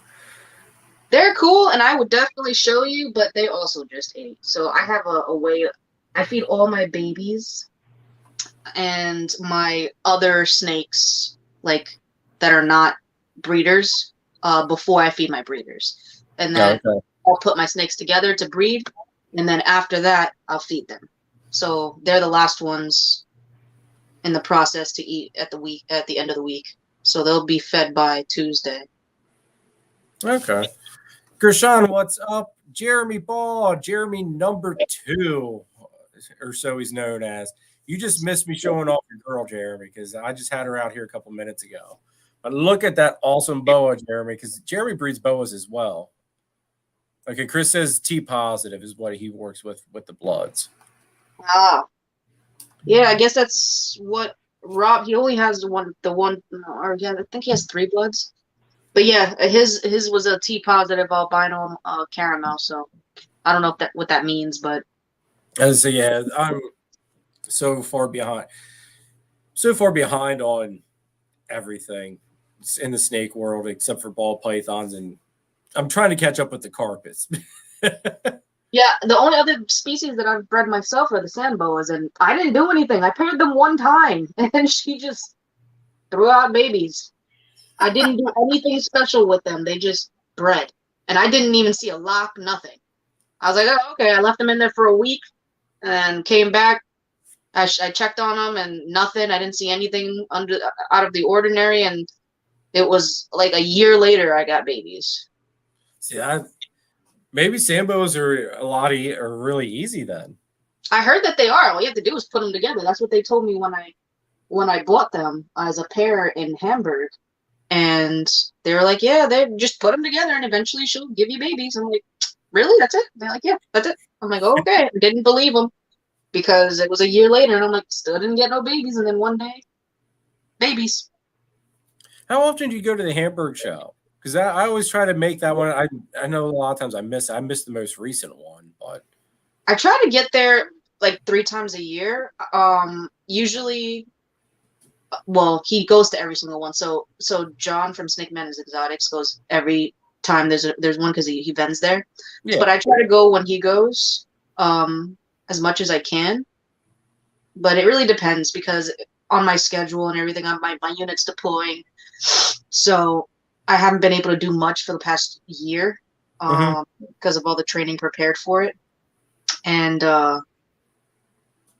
but this year, once everybody deploys, I'm not going on that deployment. So once everybody deploys, it'll be a little bit calmer. So I'll be able to do a lot more by that time. And I can go to a couple other shows. How far of a drive is it there for you? For Hamburg, it's 3.5 hours. For Battlefield, it's 4.5. Well, I'll send you some specifics. I'm having a cookout here at my place. I'm kind of in between Hamburg and Battlefield. I don't know if you want to make that far of a drive to hang out with a whole bunch of snake breeders for a couple of hours. Why wouldn't I?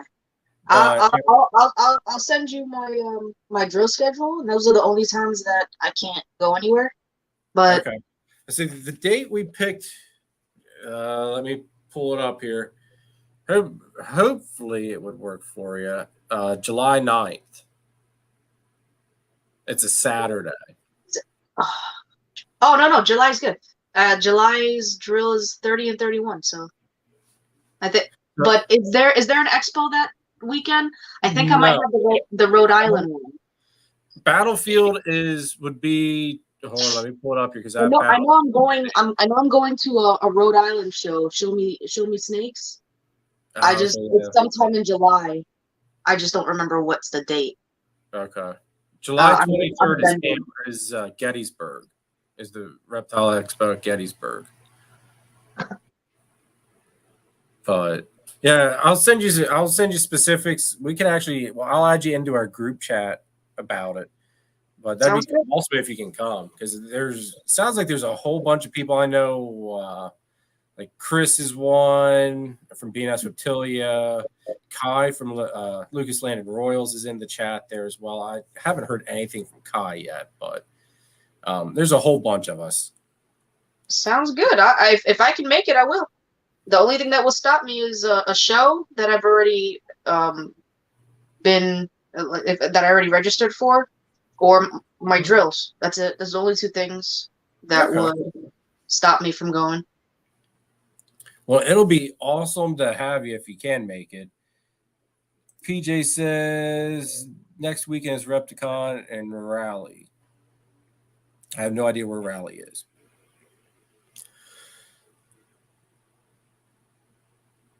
But anyway,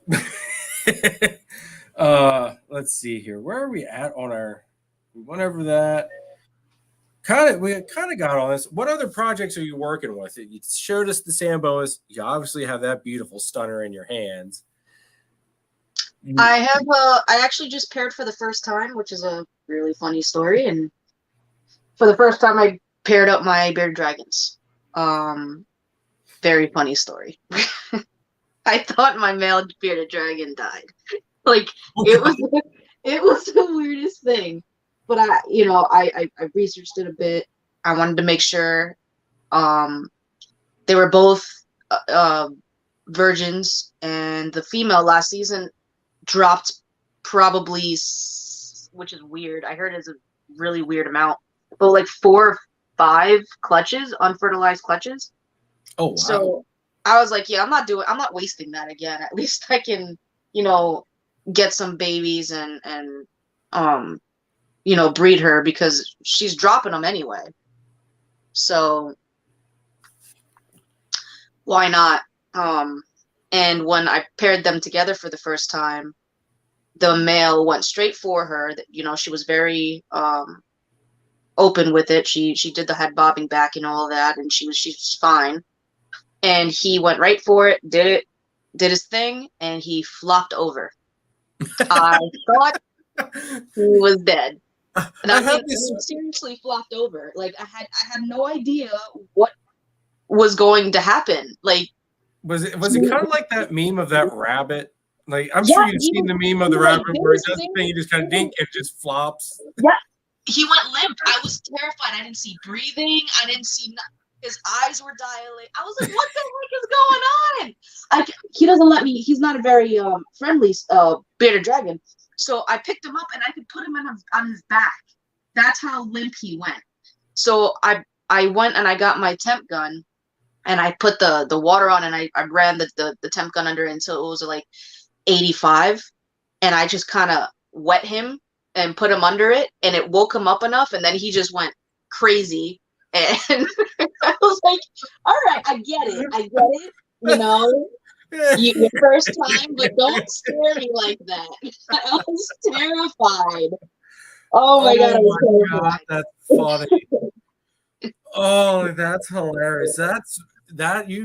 If only you would have known that was going to happen and you could have. I Googled it. I couldn't find anything of the behavior like that. I was like, did I just kill my bearded dragon? What a way to go. Make him to death? What did I do? I read it was fine. And I couldn't, I tried. I was like, behavior of male bearded dragons while breeding. I don't know what the heck happened, but he went limp to his side. I'm just glad he pulled his hennepeens in because that would have sucked. Oh God! I actually have my eyes are actually watering from that one. I just got a picture of that rabbit doing its thing, only replacing it with a bearded dragon. Yeah. That's absolutely hilarious. And it's funny because he went limp while he was still grabbed onto her. So she's like trying to wiggle herself out of his mouth because he's already like disoriented and not responding. So she's just like wiggling herself out. And I'm like, what, dude? She's like, oh, whatever. Let him sit there. Oh, that's funny. That is hilarious. Yeah. Now, how many bearded dragons are you working with then? Just the two, just the pair.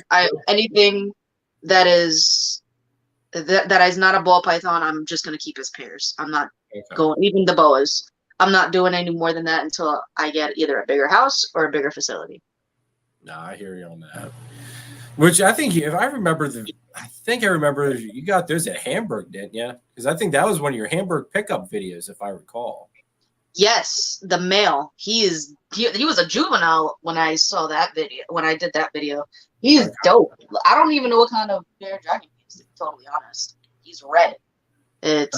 My wife wants to get one, and it's just like, I don't know if I would want to deal with a bearded dragon on top of all the other stuff I have to deal with. They're a little bit more work, but I personally, it's the enclosure that gets me. I don't want them in the enclosures that I have anymore, and I've been trying to find 4x2x2 PVC enclosures. I want 3 of them for the 2 bearded dragons, and then eventually for this guy when he gets older, and probably a 4th one for the next boa. But I think I want theirs to be a little bit bigger. But the bearded dragons, I've been trying to find them. The problem is I'll see them at the expos, but I don't have the space to fit 2 of the 4x2x2s to bring it home. So I'm trying to see where I can get them other than that, because I don't feel like what I have them in is sufficient. I need to upgrade them as quickly as possible. Yeah. So that's kind of where I was with these girls, where like they were in the 20 gallons I had them in were fine. And then it's just like they had this massive growth spurt, and you were playing catch up to catch up to get what size they needed. And now I finally got her caught up in a 40 gallon where it's like, okay, she's good. And now she's hitting another growth spurt again. It's like, okay, we've really got to figure out this PVC enclosure stuff. Yeah. And it looks nice too. I want to get, and that's another thing. I've seen them in like the local expo that we have here. And the only thing that stopped me is I don't like white. I prefer to have everything black. Yep. Like even these racks that I have in here, I put them to the side because I just don't like white and black mixing. I don't know. I'm weird like that. So my white ones are on the corner, and I don't know. They don't bug me or anything in here. But when it comes to inside, everything inside my house is black. All of my decor is black. So I want the PVCs to be black. I'm with you on that. I want, plus on top of it, I think black for PV, like for equipment and stuff, it stays cleaner looking longer. White, I think, it would show any bit of dirt right away. It does. Yeah, I agree. All right, let's see here. Is there any other projects you're working with? Bearded dragons, the blood python. Which how much longer until you're producing blood? I haven't produced any. They're still growing up. Yeah, but I mean, like how much longer? How much longer do you have to go till they're ready to produce? The male is probably ready. The female probably another year. Okay. Yeah, I wouldn't want to push her. I want her to be a really good size before I breed her. So she's probably gonna go because she was a 2020 baby, so she's going on 2 years old, and maybe I have to remember when I got them. Actually, it could have been the end of 2020. So I think they're a little over a year now, or a year and a half. And I just don't feel like she's big enough yet, compared to what Rob's bloods look like. But he's definitely ready. I think he's ready. But I'm not getting any more than them. They're gonna produce some crazy babies because of the father. So those are the only two. And I'll probably say another year. I would try to put them together. I wasn't sure how long because it seems like different pythons take different speeds. Like the carpets, they're like an average of like 4 years for a female, and you've got balls that are within like 2 years. And so then the boas are 4 to 5 years. Yeah, it seems like everything's so sporadic where it's at. So I wasn't sure where bloods fell on the reproduction scale. Yeah, I actually, they're not close to the breeding size, so I haven't even looked it up or anything yet because I just want them to grow right now. That's fair enough. That just shows you're in no rush to, you're just there. You got them because you like them, and eventually you'll put them to use. Yep. And they'll produce some beautiful babies, and I'll be able to, they're definitely going to make great pets, and I'll have plenty of them because I think Rob's dropped like 35 eggs. That's how big she is. Holy crap. Yeah, so, and I got to handpick mine. And nice. It's weird. That's weird because one thing I found out about them, which I didn't know, they eat coming straight out of the egg, and they don't shed their first shed. Yeah, they don't shed their first shed. I think he said 6 months. Yeah. I think I remember watching a Brian Cusco video where he basically had said the same thing on how, like it takes them forever to have their first shed. Mm-hmm. Yeah, I didn't know that either. Rob told me. He's like, don't be concerned because they haven't shed yet. They're, I'm like, oh, okay. He's like, it's gonna be a little while for their first shed, but once they get started, whoo, crazy. I say they've got great food responses from what I recall. Yeah, they haven't missed a meal, and they're my garbage disposal. So anything that's a little too big, they get it. Yeah. And they hit so freaking hard too. I remember my girl, I was telling you she's about 6 foot and about 26 pounds. You had to watch how hard you were holding on to the rodent with the tongs because I remember the one time she struck it. I was left with a leg. She took the rest of the wrap. I was left with a leg on the tongs. I was just like, yeah, let's not get bit by that. Yeah, and what it is with them, like you don't see it coming.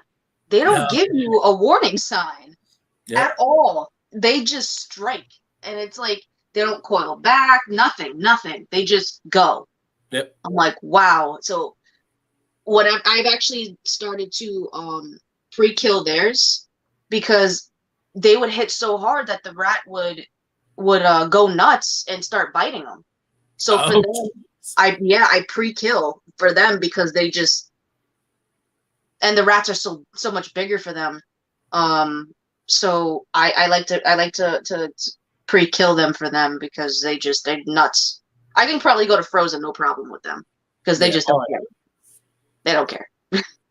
Now, what are you using for bedding? As like this was one of my questions I was going to ask you anyway. For the ball pythons and especially the bloods, because I remember I used like mulch, and they would like burrow down underneath the mulch, and all you'd see was like their head, and which made the strikes even more explosive looking. I keep in their rack, their bedding is like thick because they love to burrow. I've noticed it.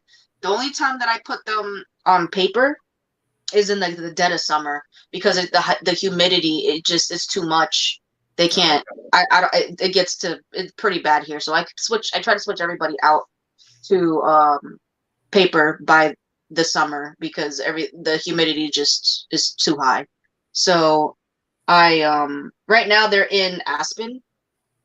I've actually liked Aspen more than other stuff. Mostly because, and I'm going to be totally honest here, and it is what it is. It's a convenience thing.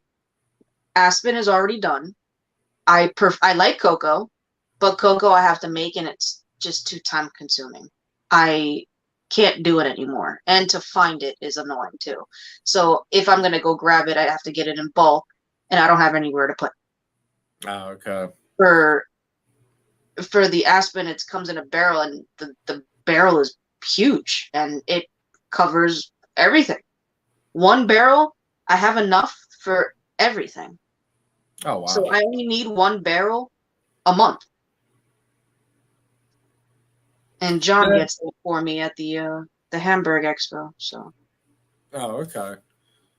So another thing to think of, I mean, if ever you want to do cocoa, this is a shame. This is a plug here for Chris from BNS Reptilia because he got me hooked up on it and hooked onto it. Is Cocoa to Go?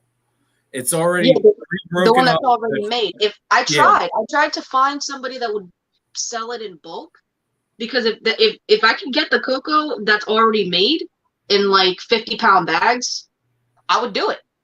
Okay. But to find it, I can't find it for one, and two. I did notice when I did get a pack one at one of the expos is that there's a lot less dust as well. It's like they sifted it out already. It is amazing stuff. Yeah, if I could find it and I can get it in bulk and it's a reasonable price, I would totally do it.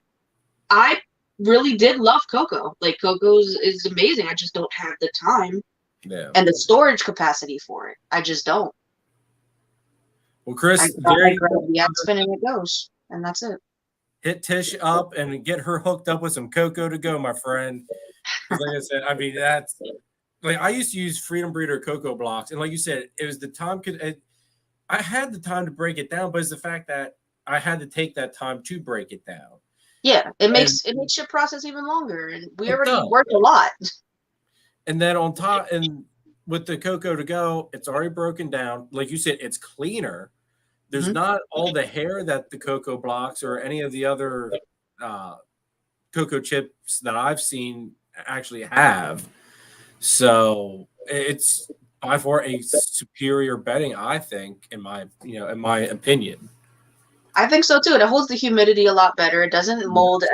See, that was one of the problems that I was running into. I don't think I was preparing the cocoa as good as I would have wanted to, because I mean, it was with hot water, and if you let it sit in the bin for too long without distributing it, it actually grew the mold. And that annoyed the crap out of me. So if I couldn't use it all right then and there, because I used to use 6 of them for all of my ball pythons. So 6 of those, obviously some of it's going to be left over, and then I ended up throwing it out because it would mold. Yep. So I didn't like that. I felt like I was wasting money. Oh yeah, essentially you were. I mean, and that's like you said, like I just had to deal with this. Was it today? Yesterday. I had to do it sometime this weekend. I had misted down my one ball python's enclosure. It was one of the hatchlings. It misted her enclosure down because she was going to be shedding. She did her shed, and I noticed that it was like the cocoa wasn't drying out at all. It was already starting to mold, grow the mold, like you were saying. It's just like, well, and I just changed her bedding not that long ago. So, well, we gotta pitch this stuff now, and it's like I have I'm gonna say like a half a bale of or half a block of cocoa blocks left. So I'm trying to use that all up before I start using solely the cocoa to go. I do have a couple of my snakes on the cocoa to go, and I don't have any of those issues at all with it. It's just I don't know what's different about it, but there's something different. Yeah, and it's also probably because it's sifted. So you could always get like the Fritter Breeder sifter, but that's again another step, another cost, and I'm just not. And then I mean, granted, you can use the loose substrate for something else that you have. Like if you have like arachnids, that's a perfect substrate. Is the fine cocoa, but I just I don't. It would probably I don't know if it's stainless steel or whatever, but it would have to be outside. Then that's an extra thing I have to clean. It's an extra step sifting it after I make it. It's too much. If I had like workers in a like big facility, then that makes sense, but not for me. Just not for me. Yeah, no, I hear you. Oh, Zach wants to know, what do you use to measure your humidity in each enclosure? Or do you just I don't. Not in each enclosure. The room stays. So I have my humidifiers, and I usually keep the room between 50 and 70% humidity. If it's too humid in here, I'll turn off the humidifiers, and it's a constant thing. But I have the sensor push, so I get notifications when it's too high and the temperatures are too high or anything like that. The temperatures have gotten down pretty well, but the humidity, especially going into the summer months, now you have to be tricky with it. Sometimes the winter, it's insane. I'm filling these humidifiers up every day, both of them. Yeah, to keep the humidity in here. Still, for some reason, my sheds are terrible. In the winter, it's just what it is.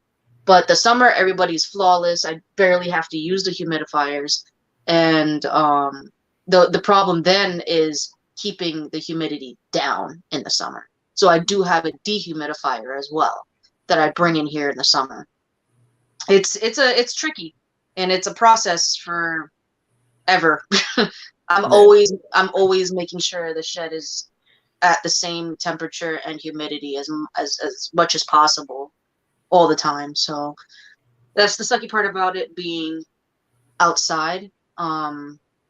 I have this very well insulated and it's vented and it's fans and there's heat and there's air condition, but you still have to keep a close eye on everything regardless. Yeah. I know, like for me, I keep my temps like right now in the snake room it's like 77. I try to keep it like 76 to 78 for an ambient. And according to my little thing over there, my humidity is at like 66. So I try to keep it at 50 to, like you said, 50 to 70. I like it to be right about like 60. Mm-hmm. And whenever a snake goes in the shed, I'll just give it a quick mist in the enclosure. Yeah, that's exactly what I do. It raises it up, the humidity just enough. Like almost every time, if I miss one, that's when I get a bad shed. Like the chocolate, I must have missed her shed. So when she was in blue, I was probably away, and I came back and she exploded.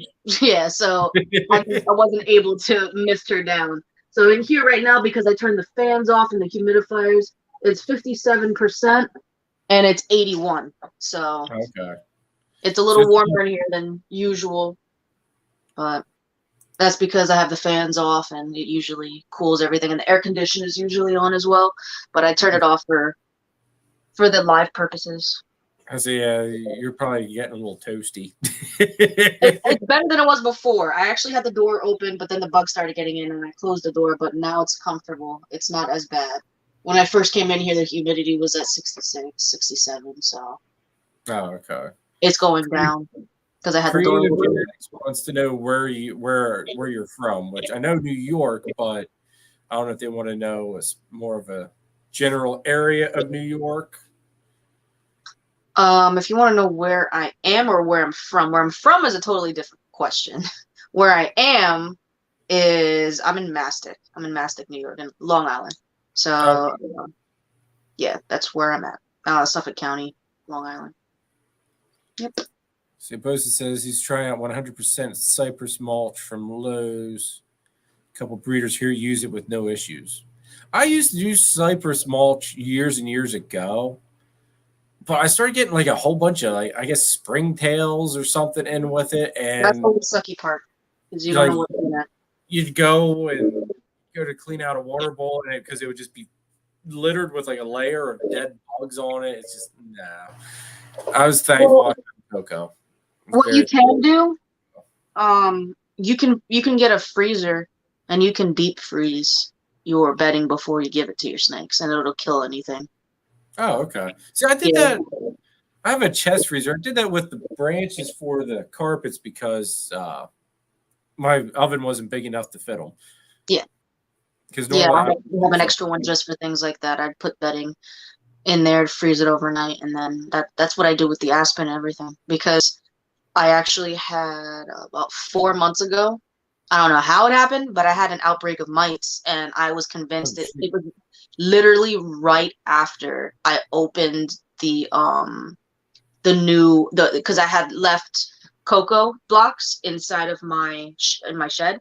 I don't know if something got in there, but I was convinced that's how I had gotten it. I'm not sure. It could have been I went to somebody's collection and I brought something back or whatever. But from now on, I asked Kylan and Dee from Bone Projects, and they're like, we freeze everything, so that's what I do. Now I bought an extra freezer just to freeze everything prior to me actually putting it into this, because it took a while to get. Now I'm completely 100% mite free, but it took a while, and it was a lot of work, and it was a pain in the butt. So I never wanted that to happen again, and I now freeze everything. So, and it was just the adults. So, you know, as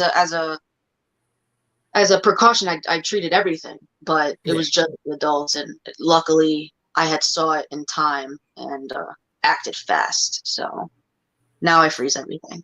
So if anybody out there wants to prevent anything from bedding or anything like that, even with your rodents, like the rodent bedding, so I've heard people that get the bedding from like Tractor Supply and stuff, they freeze it because it also can have lice for the rodents. It's the weirdest thing. So I freeze everything. Makes sense. That's a really good tip, though, too. Really good tip. Let's see here. How about record keeping? How do you go about with your record keeping, Tish? I don't keep records on feeds except for pins. So on the right side, I keep a green pin, and then you turn it around and it's orange. And if they haven't eaten, it goes on the left side and it's orange. So I can know if they start to if it's been multiple weeks that they haven't eaten, they actually get they get a red tag. So their red tag means that they haven't eaten for more than 3 weeks, and to keep a close eye on them. Black is a female that is gravid. Blue is breeding.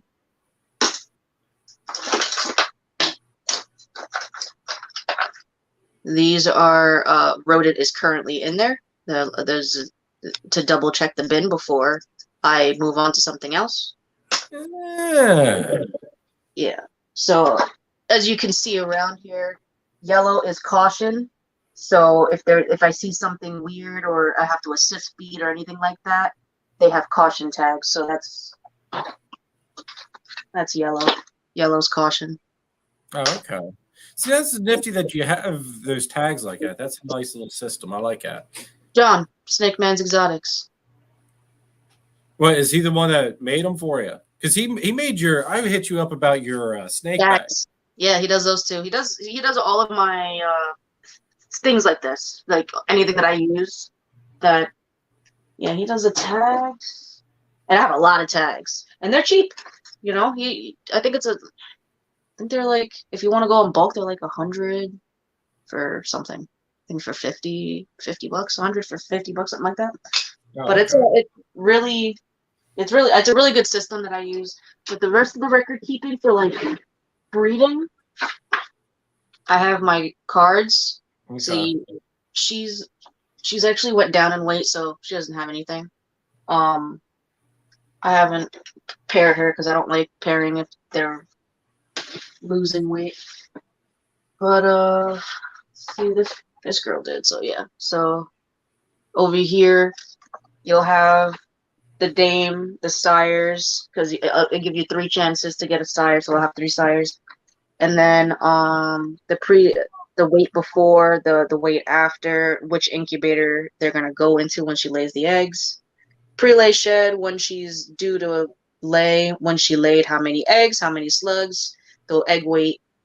Um, on her sires, you'll have the date, and under it it'll have a yes, a Y or an N, so yes or no if they locked. And yeah, a visual lock. Yeah, and then on the bottom, their clutch would be, the date they hatched, how many hatched, and notes. So there's a section to see if like one died in the egg or anything like that. You can put it in notes. And then in the back, I put their follicles Okay. throughout the season.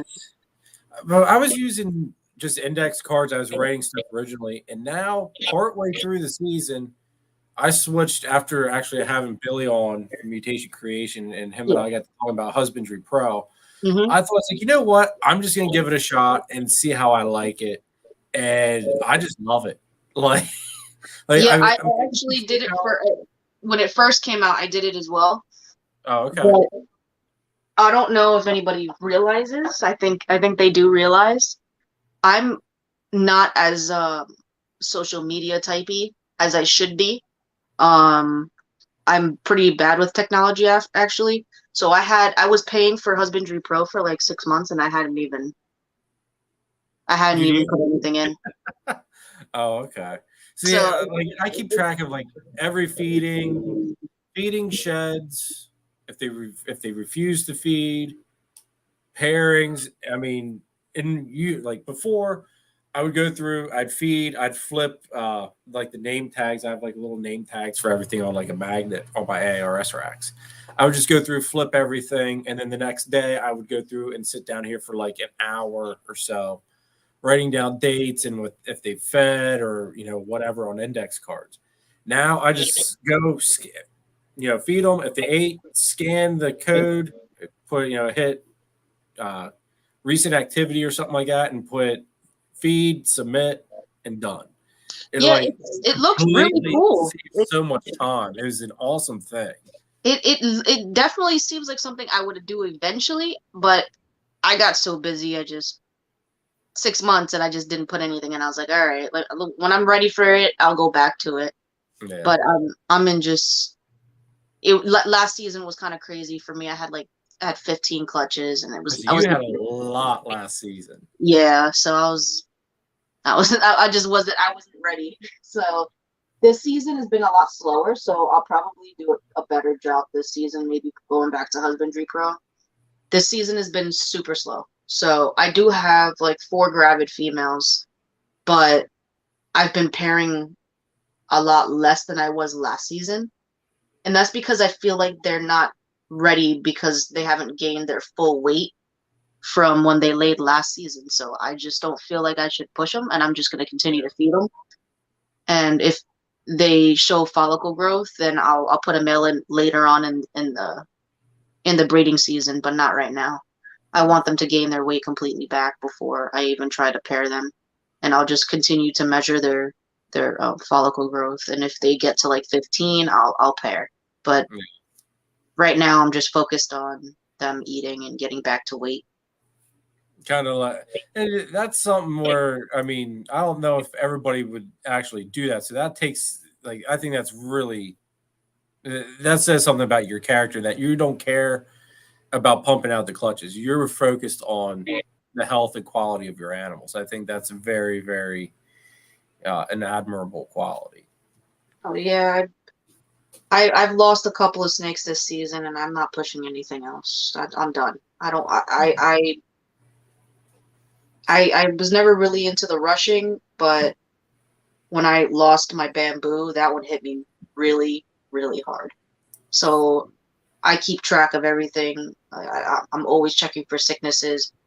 She luckily left me with 2 of her babies, her bamboo daughters, but I was devastated to lose her. So I'm I'm not pushing anybody. I'm not doing anything anymore. I don't want to lose any of my snakes. So I don't blame you on that one. I dread the day when I have to go through that. That's Yeah. not going to be an easy thing. yeah, that was a really, really tough one. She was my favorite snake. She was the first one that I bought that was over $1,000. She was an expensive animal, and I loved her. She was a great personality. She was beautiful. I love bamboo. I don't have it enough now because I was hoping that she would give me, more throughout the years. But now I'm gonna probably get a male bamboo of some sort. But yeah, I was devastated. Devastated. I couldn't even explain how devastated I was. Bamboo, I think, is beautiful as well. You don't see a lot of it though. I think like it's not something where it's not out there a whole lot, which is surprising. Rob works with it a lot. He has this huge. She's probably like 4,500 grams. She's a big girl. Oh, wow. Big bamboo. And I've been dying to get a banana bamboo from him for a while because I know that all his bananas come from females.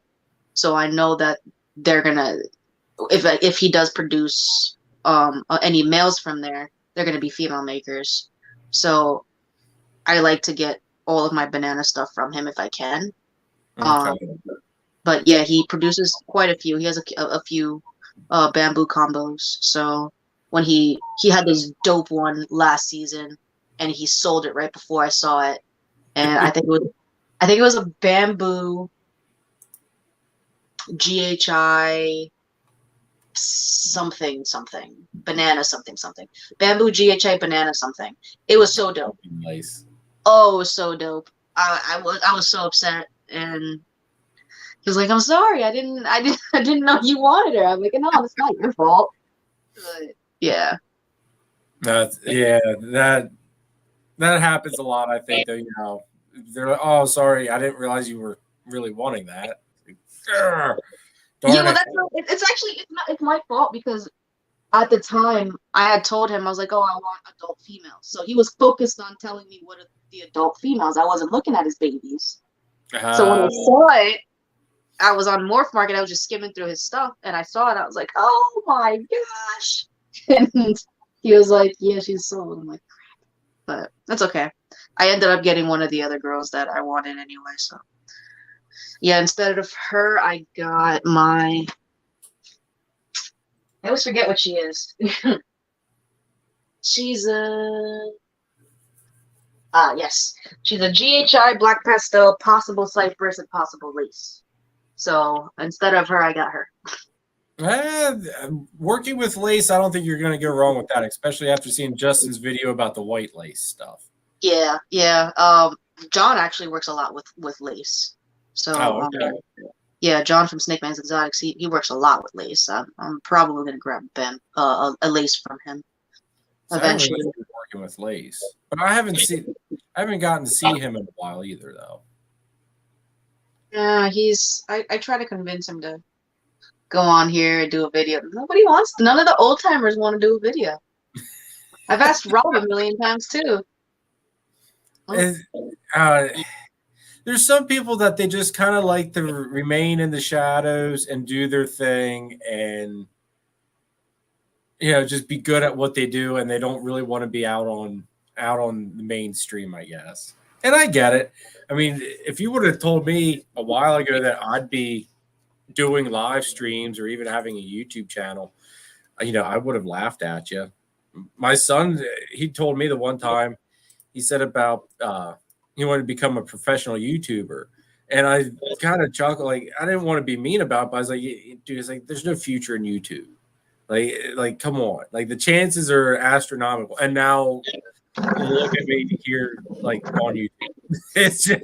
I mean, the same way. I never thought that I was gonna go on YouTube, and here I am.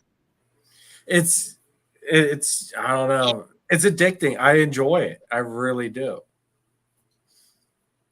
Actually, while we're on YouTube, you're beyond 1,000 subs. What got you to be so successful with it? Like, because I know you've had to have hit points where it was a grind.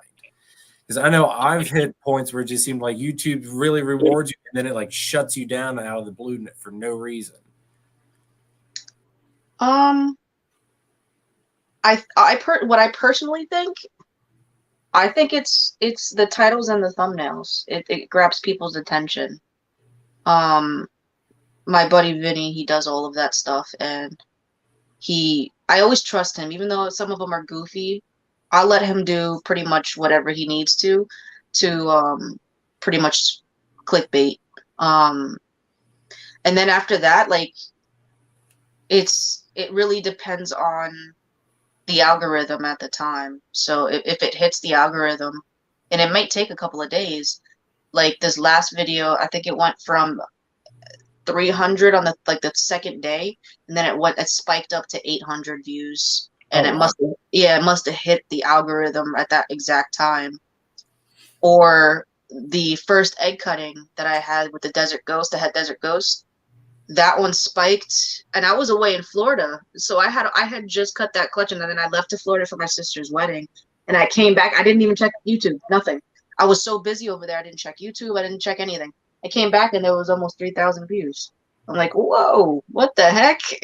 Yeah, you really hit the algorithm there, because it takes a while for any of my videos to hit in the thousands, if they even hit the thousands. Yeah, I was shocked at that one. Like, me and him were like jaws dropped, because he came with me. He was the cinematographer for my sister's wedding. So we both were just so busy. We couldn't, like, we made the video prior in advance because we knew that we were going to Florida, and we just did it. It just happened to be the Desert Ghost, the Desert Ghost clutch, and it just went skyrocket. And we didn't even know about it. No explaining it. It just did what it did. Yeah. Adam wants to know. I think it was the genes for your thumbnails. Hmm? Adam wants to know, what program do you use for your thumbnails? Photoshop. Photoshop? Yeah. Photoshop, and for my editing is Premiere. Okay, see, I use Photoshop, Premiere, Elements, and then Photoshop. I guess it's just Elements for my thumbnails.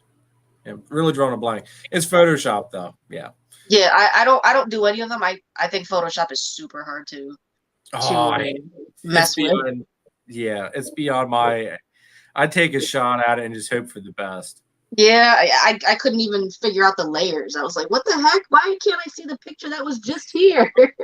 Because I actually got a scholarship in high school for video editing. So I used to edit a lot, but I used to do it with Final Cut and with iMovie. And I was just so used to them, and I was going to use them for this, but then Vinny was like, oh, I like Premiere better. It's like, it's better for everything. And I was like, all right, well, fine, we'll get Premiere. And he was like, it sucks because he tried to teach me. I was like, no, man, this is just, it's too much. I can't. I'm just so used to Final Cut and iMovie. It was just, nah, I'm good. You could deal with that. He's just good at that stuff more than I am now. Like, I'm no longer any good at it. That was 10 years ago. So I'm sure it changed. The favorite thumbnail I have is your Halloween one with the it was the Slytherin one. That was like my favorite one. It just stands out in my head. Yeah, everybody, I thought those videos were gonna do better, but they didn't. But they're also my favorites to do. I loved them. I had Chucky, which he's still in my room. Yep. I remember Chucky. Yep.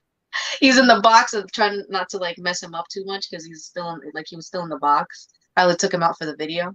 Oh, but okay. I'm a huge horror fan, so anything that I can do to make the channel a little darker, it's fun sometimes. Oh yeah. John from Ankle wants to know if you have any advice for someone that only uses their phone. I only use my phone. That's all I do. So yeah, all I use for video, that's all I use is my phone. Now for thumbnails, I do use my computer. I don't know what to use for thumbnails for computer or on phones. I think I thought he meant only uses their phone to like film. I don't use Premiere on my phone. Like that's on my Mac. I bought 2 Macs for this business, and that's why I'm actually I'm gonna start doing the live soon as well, because I finally got the laptop. Now I'm able to bring the laptop in here. Before, when I did my first live, I had to bring a table in here and I had to bring my Mac, my actual Mac.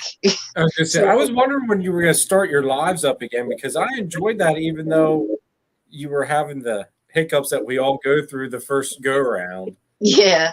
Yeah, no, it was really successful too. Like a lot of people loved it. Oh, it was. For USR. It was great. No, I totally, like I said, I mean, you're a very enjoyable person to interact with and have like to talk to and everything. So I really enjoyed watching that live. And I appreciate it. I thought I was a goofball, but when you have issues like that, though, it adds a certain spice to it. I mean, you have to look back and you laugh at it, because I know with my first live, the internet just crashed. Like it completely dropped. And luckily I was doing it with my friend that was in this, we were both here in the snake room. And luckily he was thinking ahead, and he just pulls out his phone, starts talking to people in the chat, letting them know what's going on, while I'm running around the house trying to figure out what happened to the internet. And I mean, yeah, it's things like that. You gotta look back and you just laugh, and you live and you learn. yeah, it was cool though. Like it was definitely. I definitely don't think I can do it on my own. So I would need like people on like all the time. It was just so much. I couldn't do it on my own. So Bomb Project was obviously the first people that were on there, and I already have a list of people that want to be on mine. So they're probably going to be the first ones. And then after that, I'm going to start reaching out to everybody and seeing if they want to go on. But I actually really want to focus on the new people. I want to keep the people in the hobby interested, and I want them to feel like they're important too, because it took a while when I first got into the hobby to even be recognized whatsoever. Like it took forever. Nobody would take me seriously. Nobody really talked to me that much until I did my YouTube and they actually saw who I was, and then it got better. But I want people to know that even though you only have 100 followers on Instagram and you don't have a YouTube channel, like you're still important. You're still being heard. So that's what I want to try to do. So that I think one of my ideas is under 5K. So one of the podcasts are going to be under 5K. So anybody that has a YouTube channel under 5K or Instagram followers under 5K is going to be my primary. I don't want to go to big breeders just yet. I just want to I want to like interact with the new breeders, anything under 5K. So no, I think that's a really neat concept though too, is Straight Blast here. Thanks for tuning in, Straight Blast. I don't know if I've ever seen you in the chat, but thanks for tuning in.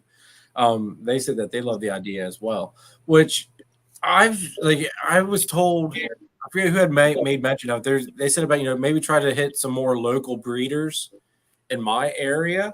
So, and it gave me this idea. It's like, okay, well, I'll do this. It's like I'll try to get like one big name breeder like a month if I can. Maybe one every 2 months or so. But then other than that, I'm going to try to get either local or smaller people to come on, because the bigger breeders, in my mindset of how I was thinking, they're going to bring a whole bunch of people that might possibly sub and expand the audience.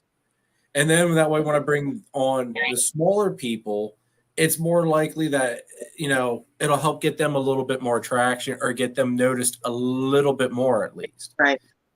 Now, whether or not it works that way, I have yet to know or find out. But then that's also like with the sponsorship stuff too, is where it helps people get their name out as well. Yeah, that's one thing that a lot of people have been hitting me up for too. I just like they want to be sponsored on when I do the live. Like they want to sponsor my show, and I'm still figuring that out. I don't know like how that's gonna work. because I know a lot of people charge for that. So Yeah. we'll see. I probably don't want to do sponsorship just yet because I would just want people to get get the hang of my channel, and it's going to be a little bit different than my regular content. I want it to be a little bit more raw and honest, because as much as I try to be as honest as I can, there's still certain things that I can't talk about on my channel because of all the ratings, because you're monetized and all of that. There's just certain things I can't talk about. I see. That's one thing I'm curious to see how when I get to that point, because I mean I have a while to go, but it comes sooner than you think. It really does. I know it seems like I can't believe I'm at all but 700 now, but it's like, all right, 300 subs, that's at least a couple months away, roughly. Depending. I mean, I hit 1,000 at my year mark. See, I wish a year for me, actually, what is today's date? We're basically like this, I forget the exact date, but it is a year in May that I've been doing this. Okay. So it's still hard for me to believe that I'm at where I'm at. Because if you watch my beginning videos, they were horrendous. Absolutely horrendous. I edited my first video.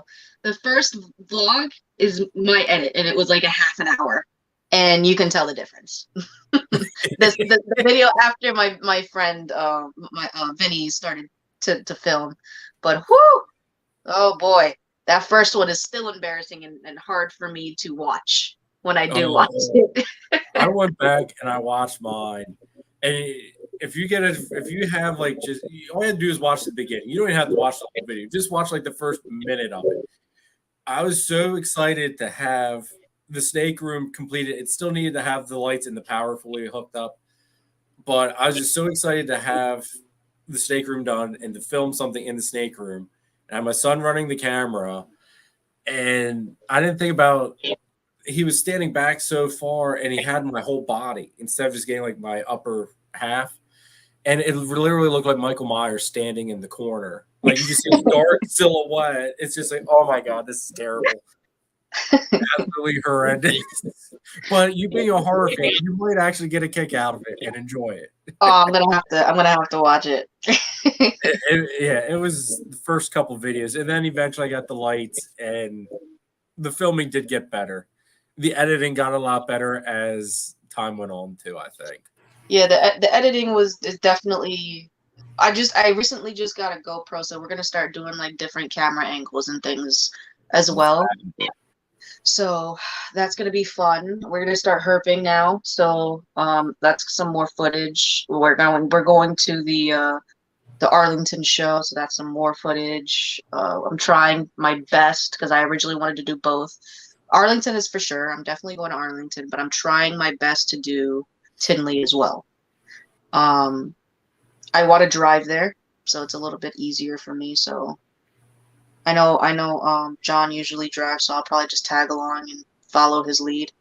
And yeah, I haven't been to Tinley yet, and I really wanted to meet a few of the people that are on YouTube, and I really wanted to do the end of August too at the Animal Con. And it would be so convenient because my they live in Orlando, so I wouldn't even have to get a hotel or anything. I would just buy the tickets to go. But I don't know if I can do it yet. I don't know if I'm going to be able to.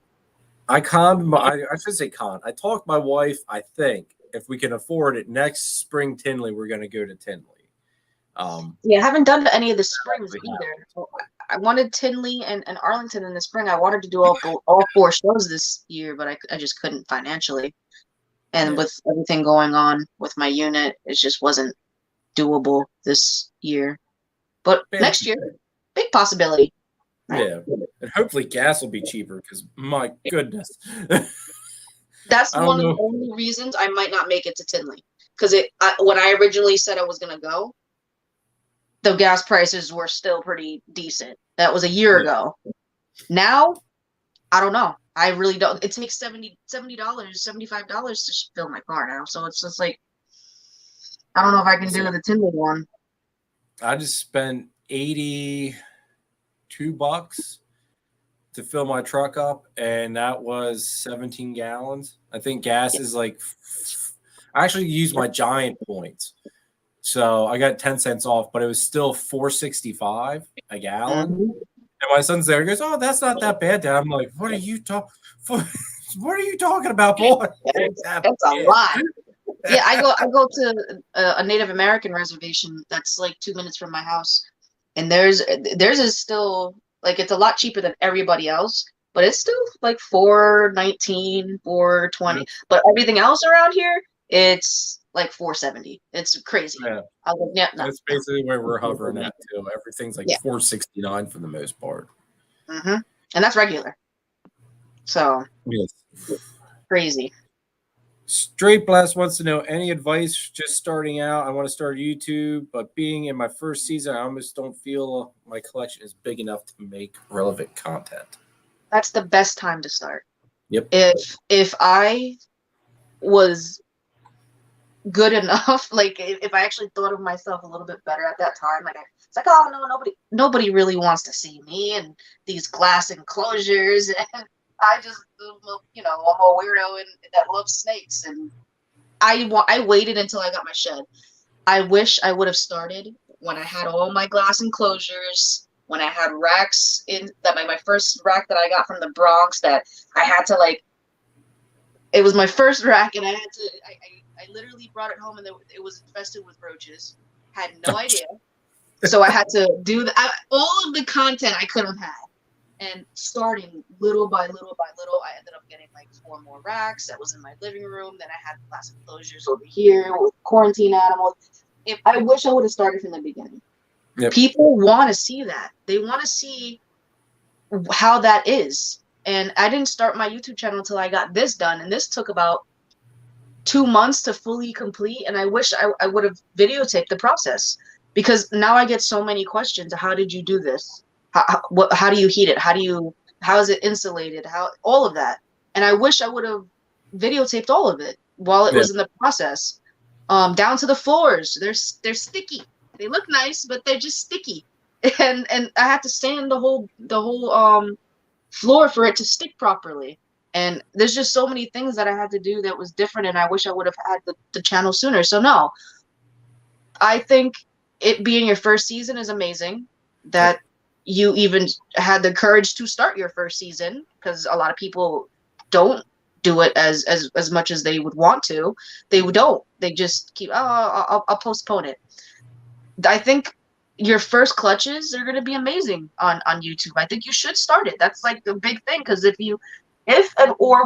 or when you become very inspirational and big in this hobby, people like you and me and everybody else can go back and you can see that first video, just like when I did with JKR with the Canova. I went back to his stuff when he was in college and he was chilling with his animals in there. And I was like, okay, so he didn't always have this. And I want to see that, because I want to see them on that level. You don't go into this hobby and you're not going to be the Brian Barcheks. You're not going to be the Billy from Mutation Creation. You're not going to be JKR. You're not gonna be those people right away. They started somewhere. And if you hear like Mutation Billy, if you hear Billy's background, he had a hard time coming up, really hard. And Justin was just like everybody else, started with glass enclosures and all of that. And I think what was his basement? I saw some of it. Like Brian Bartek, he lost a ton of animals. Somebody stole from him when he was the Sunset Project. There's so many things that that happen to people, and like Brian Barchik does it every day.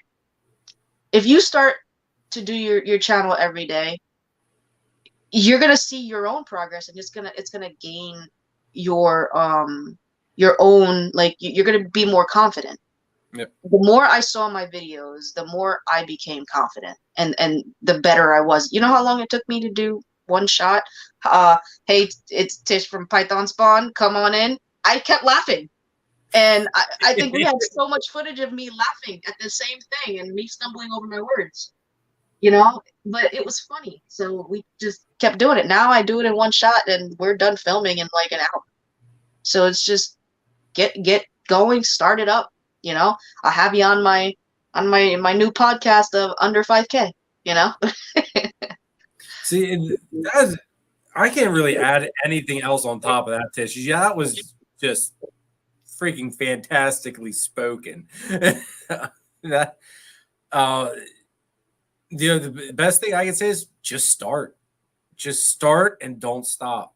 Yep. Be consistent with your content though. If you're like set up, like for me, I do the lives on Sunday and I do a video drop on Wednesday, and I try to do a short somewhere between my video drop on Wednesday and my live on Sunday. So like a Friday short video I try to do. Sometimes I don't, if it depends what's going on here. But consistency is also a big key because YouTube does not like when you're not consistent. Yep. So I know Gershon is another person that he'll tell you the exact same thing as what Tish told you. And like he even says like your best, like to start out, make a video about going over the males you're working with. Go make a video about the females you're working with. Like just kind of lay the basis. Introduce yourself. Yeah. I did a video. You have to get in this, you know? That's what I did my first one. How did I get into ball pythons? How did I decide to do this? And a lot of somebody ate. Oh, you did. You ate on your own. Good little guy. One of my het DGs just ate on their own. Oh, I heard a noise and I got my killer bee girl that's due to lay in 2 weeks. She's getting restless. That's one weird thing about some of these. So I thought that my het DG girl, she was supposed to lay. She did her pre-lay shed, which is still in there. I left it there just as proof. Her pre-lay shed was March 16th. And she was supposed to lay by April 16th. It is now May 22nd. And I've had multiple people come and see her, see if she's egg bound or anything like that. I think he just got it wrong. That might have been her pre-ovulation shed instead. And she just hasn't. Sometimes snakes don't even shed before they drop their eggs. I've heard that happen before too, yeah. Yeah, I think that's exactly what's happening. Mm-hmm. I think that's exactly what's happening because now she's getting the ridge on her back. Because before she didn't. Now she's getting the ridge on her back. Now she's looking skinnier. Now she's all egg. I ultrasounded her. She's loaded.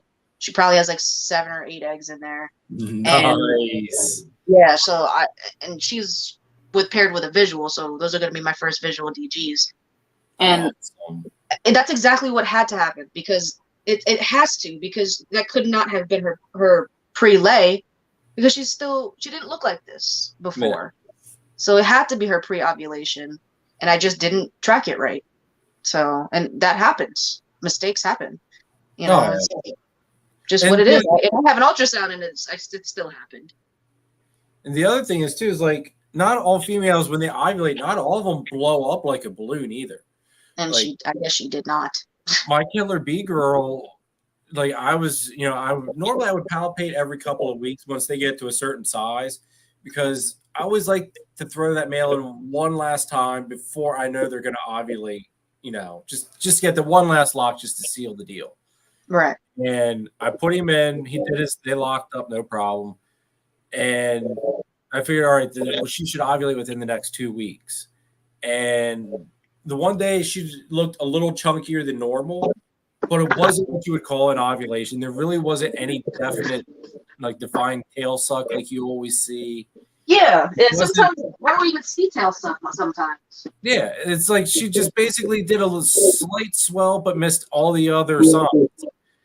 And I was like, okay. I waited a week after that, and I thought, we're just going to palpate her and just see what's going on. And before a female ovulates, I don't know if anybody really palpates. I do. I always palpate before ultrasound. Okay. Then you know what I'm talking about. You can feel that defined bump, bump, bump, where it feels like there's a ball in there. Yep. But after they ovulate and the fertilization takes place, that bump is gone, and you just get a subtle, I don't know, it feels like you put water balloons in a sock, maybe. Mm-hmm. You get a subtle bump, but it's nothing like a defined bump. Right, because they're just in there. It's like they're part of them like normal, but it's weird. It's weird. It's definitely bigger, but if you hold the snake up, you can also see the lumps, lump, lump, Yeah. lump, lump, lump, and especially but you have to be careful doing it. But yeah, you just hold her up and you just look at her lower abdomen, and it's just you can count them. That's how prominent it is. Yeah. So palpating is definitely the person that taught me how to palpate was Rob, and he the key was using a paper towel. I didn't know that. So using the paper towel helped me tremendously, and how to press and where to press. So when I learned how to do the palpation, it was easier for me to palpate first. And then if I didn't feel anything, I wouldn't worry about it. I wouldn't. She's not even close, so I don't even waste my time ultrasounding her. But if I felt like marbles or a little bit less than marbles, I'll start doing it, because that's around like 6-7 millimeters. Yeah, If that's you're at when a they marble start. stage, yeah, you're gonna be like 10, and then you golf ball, you're like in the 20s. So Yeah. it's all, if you do it enough, you definitely can tell the difference. So palpating is it's in my opinion is a must skill. I feel like you should be able to palpate. Like, try your best to learn it. Go with somebody that's experienced and see if they can like teach you, because it really is, it's a difference when you can actually feel it yourself and you're It not is. relying on a machine. I know, like, I hopefully can get an ultrasound this year. I would love to get an ultrasound just because it does answer some unknown questions that you might not be able to fully tell with palpating, depending at your skill level at it and where the females are at. Like, I had my two females reabsorb. I was palpating them. I felt what was going on, and all of a sudden it was just like poof, gone. Yep. It's like, what the heck happened? And I had Chris from BNS Fertility come up with his ultrasound, and it's like, they went back to resting follicles. It's like, well, hell. But the girls that I knew that were developing, it did give me, I could actually see the size, so I knew exactly where they were at in their development. So ultrasound is nice, but the palpating, I think, is all, like you said, it's a must skill to know, because it can answer questions a little bit faster, I think, than with the ultrasound. 100%. It takes me 2 seconds to palpate a snake. I have to turn the ultrasound on. I have to put the gel. I have to get the snake in the right position just to give me something that I could have just palpated for. Yeah. Sometimes technology is not the answer. It's cool once you can feel them is one thing, but if you don't even feel them, that just eliminates more work for you. That's just one snake you don't have to ultrasound, and you don't have to keep track of right this second. And then you just repalpate in a month and see if you feel it, and that's it. Yep. And eventually, if you do, you can actually ultrasound and see where she's at. Now, have you ever thrown a male in to get the female started with, like, to get her into that motion, or do you wait for her just to kind of start naturally? No, I do put males in for 2 reasons prior to 1,500 grams. For 2 reasons. One, the female is not eating. If the female's not eating, I will stick a male in there. Most of the time they don't lock, but I usually put a male that is not like a proven breeder, or one that hasn't been locking, because it's getting both of them to think. It's getting both of them to get into their hormones. Mm-hmm. So once I do that, I would say 80% of the time, both snakes eat. It's just something that they do. It triggers it. Yeah, it triggers it. And then the other reason is if I have palpated for some reason and she's like 1,200 grams or so, I'll stick a male in there if the follicles are big enough. But it's literally just to see if she's ready. If I see a lock, that would be the last time, because then she needs to put on the weight, and she doesn't get anything until she's past 1,500 again. But that's it. I just make sure that she's ready to go, and if she's ready and she's ready to start pairing, I want to increase her food at that point. So see, I think that was actually some really good information there, Tish, because I know that's something a lot of people don't talk about. Like, you were really open with even though they're under that 1500, you'll still throw it in there just to get them jump started and get their mind clicking into gear there. Yeah. That's something I don't think a lot of people really think of, actually doing. Yeah, and don't get me wrong, like I do that, but that's considering that the snake is eating well, that she's shedding correctly, that she's bull wrapping or anything like that. If she's bull wrapping and she's at 1200 grams, yeah, I'm gonna see if she's ready. But it doesn't necessarily mean that she's gonna. You can pair them one time and nothing ever comes of it.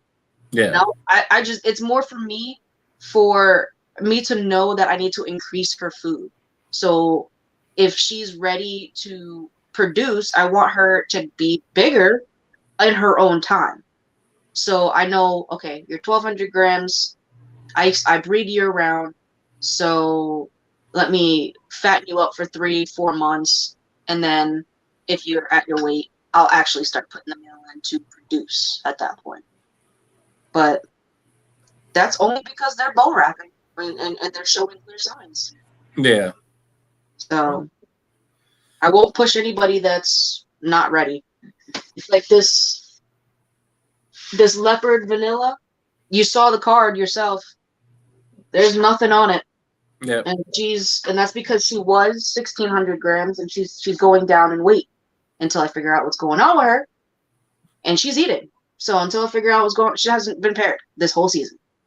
And I won't pair her until she starts to put on fat.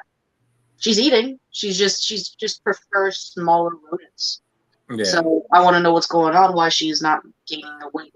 So she's one of the ones I tested for Nino just in case. She doesn't have an RI or anything like that. So we'll figure it out. Maybe she just doesn't want to eat. Sometimes ball pythons do that. Yeah. She doesn't want to eat bigger rodents. Because I have some of those. You have the mousers, you have the ASFers, you have the ones that just won't eat big rodents. So I've got a pair of pieds a couple months ago. I guess it's been like maybe 2 months ago. They both only eat live. I did have them each take frozen thawed one time, but the one is a mouser only, and the other one will eat rats, but it only wants live rats now all of a sudden instead of frozen thawed. And I just constantly sit here, it's like, do I really want to deal with a mouser female? It's like it's annoying if you don't have the animals there. Like I produce mine, so it's annoying if you have to go out just to get one mouse a week. It's just kind of annoying because I did have a couple of mousers before I had. That's the reason I got mice and I started to breed the mice because I had those few mousers. I was like, yeah, I'm not going to John's or to Justin's to go try and get one mouse. I'm not going to take a 20-minute trip for one mouse. Yeah. It's not happening. And I wouldn't even care if it was like frozen thawed because the carpets, I mean, for whatever reason, all the carpets want to eat as mice too.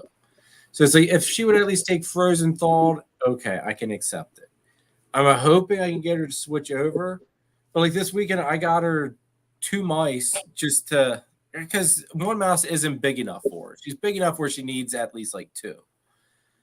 And she took them, ate them, no problem. It's like, man, why? Like, come on. Like, this is going to take forever to get a female up to size off of mice. Yep. Yeah. Frustrating as heck. Everybody in the chat, we've got roughly about 10 minutes left before I'm going to wrap it up because I have to be up early. I'm sure Tish has to be up early. Yeah, and I'm at 15% right now. So if you guys have any questions, put them in the chat and I'll try to get to them. Let me see if I got any other. I kind of already talked about most of my other things, just kind of flip-flopping through topics. Do you have any tips for new breeders or people getting into the hobby, Tish? If you're new at breeding, I would concentrate on getting females early. Raise them up, while they're still young. If you're not, in a rush. What I did, I got too many males. So you want to get like maybe 5 or 6 powerhouse males The rest get females. Get a bunch of females. Let them grow up.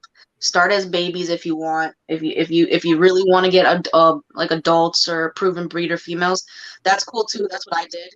But I got single genes, and as long as I had like the powerhouse males, I didn't really mind the single gene females, and I still have the single gene. You know, like pastel, yellow belly. It doesn't bother me as long as I have a powerhouse male. So powerhouse males are super important, but you don't need too many of them. Not when you're beginning. We'll have a different conversation once you actually have an established collection. But in the beginning, concentrate on your females and grow them out, and get a couple of powerhouse males to grow out as well. Because remember, all those males are going to be ready to go way before the female is. Yep. So you want to, and I mean clowns, baby clown females, you know, the baby desert ghost female, whatever females you want, single genes of all of those if you're going to work with them, because they're going to be way more expensive as adults. So keeping them and raising them yourself is like what I wished I would have done, instead of getting all of these adult breeders. And I had to deal with, you know, a lot of different problems when it came to that. Not going for me. You think, you know, I have a pie that I've had for 2 years. You're like, yeah, I got an adult pie. It's going to produce. Still hasn't given me 2 of them. Still hasn't given me anything. And it's just one of those things where if I, at that point, I could have just got a baby myself and raised it, you know, and it would have been cheaper. So patience is key. Persistence, drive, cleanliness, husbandry. Don't get too many if you don't feel like you're going to be able to handle it. I had a situation like that. That's why I got rid of a lot of the animals that did not work with my breeding abilities. Get what I'm saying? So I had like a blue tongue skink. I was never going to breed a blue tongue skink, so I rehomed the blue tongue skink. You know, and I had certain morphs that I was never going to work with, so I rehomed them or I sold them or whatever the case is. Have a clear, try to have a clear like outline of what you want to do and focus on those projects, because you don't want to go and get a whole bunch of different things and then you're kind of everywhere with everything. Pick your favorite genes, and your favorite genes, not the most, you know, popular genes at the time. What you like, because you'd be amazed what you can make and what people would buy from you just because of the passion that you have in them. Like, people are known for certain genes. So, like, let's see, what you have Sal from Gomez Pythons. He's known for candy. You know, I'm drawing a blank here. Like, I'm not known for much. I'm not known for anything because I like to dabble in a little bit of everything. But there's a reason for the dabbling. There's a clear picture in my head of what I want. I need all these genes to do it. And that's why I'm grabbing my males now that I should have got back then, which are my clowns. I've learned to really love clown. So that's what I would say. I would say, you know, pick what you want, and go for it. You know, be smart, be responsible, make sure your husbandry is on point. Go to your vet if you see a problem. Don't let it escalate, and you'll do just fine. And then don't forget to ask for help. I always message people back. So it might take me a couple of days because sometimes it'll go into the 3rd folder that I have to like approve, but I always message people back. I've never ignored a message on Instagram. So if you have any questions at all, just don't hesitate to hit me up, and we can talk offline. I'll give you my phone number, and if you really need help with something, I'll be there, and to the best of my ability, because I'm not an expert. So if I don't know the answer, I will get you the answer. I will try my best to get the answer from somebody who is more experienced than me. So, and I will tell you if I don't know. But for the most part, I've been able to help quite a few people. So don't hesitate to contact me if you need help. That is awesome, Tish. That was very well said, and I totally agree with all of that. Totally, totally, totally. And same thing goes for me. If anybody has questions, feel free to get a hold of me, Tish, whichever.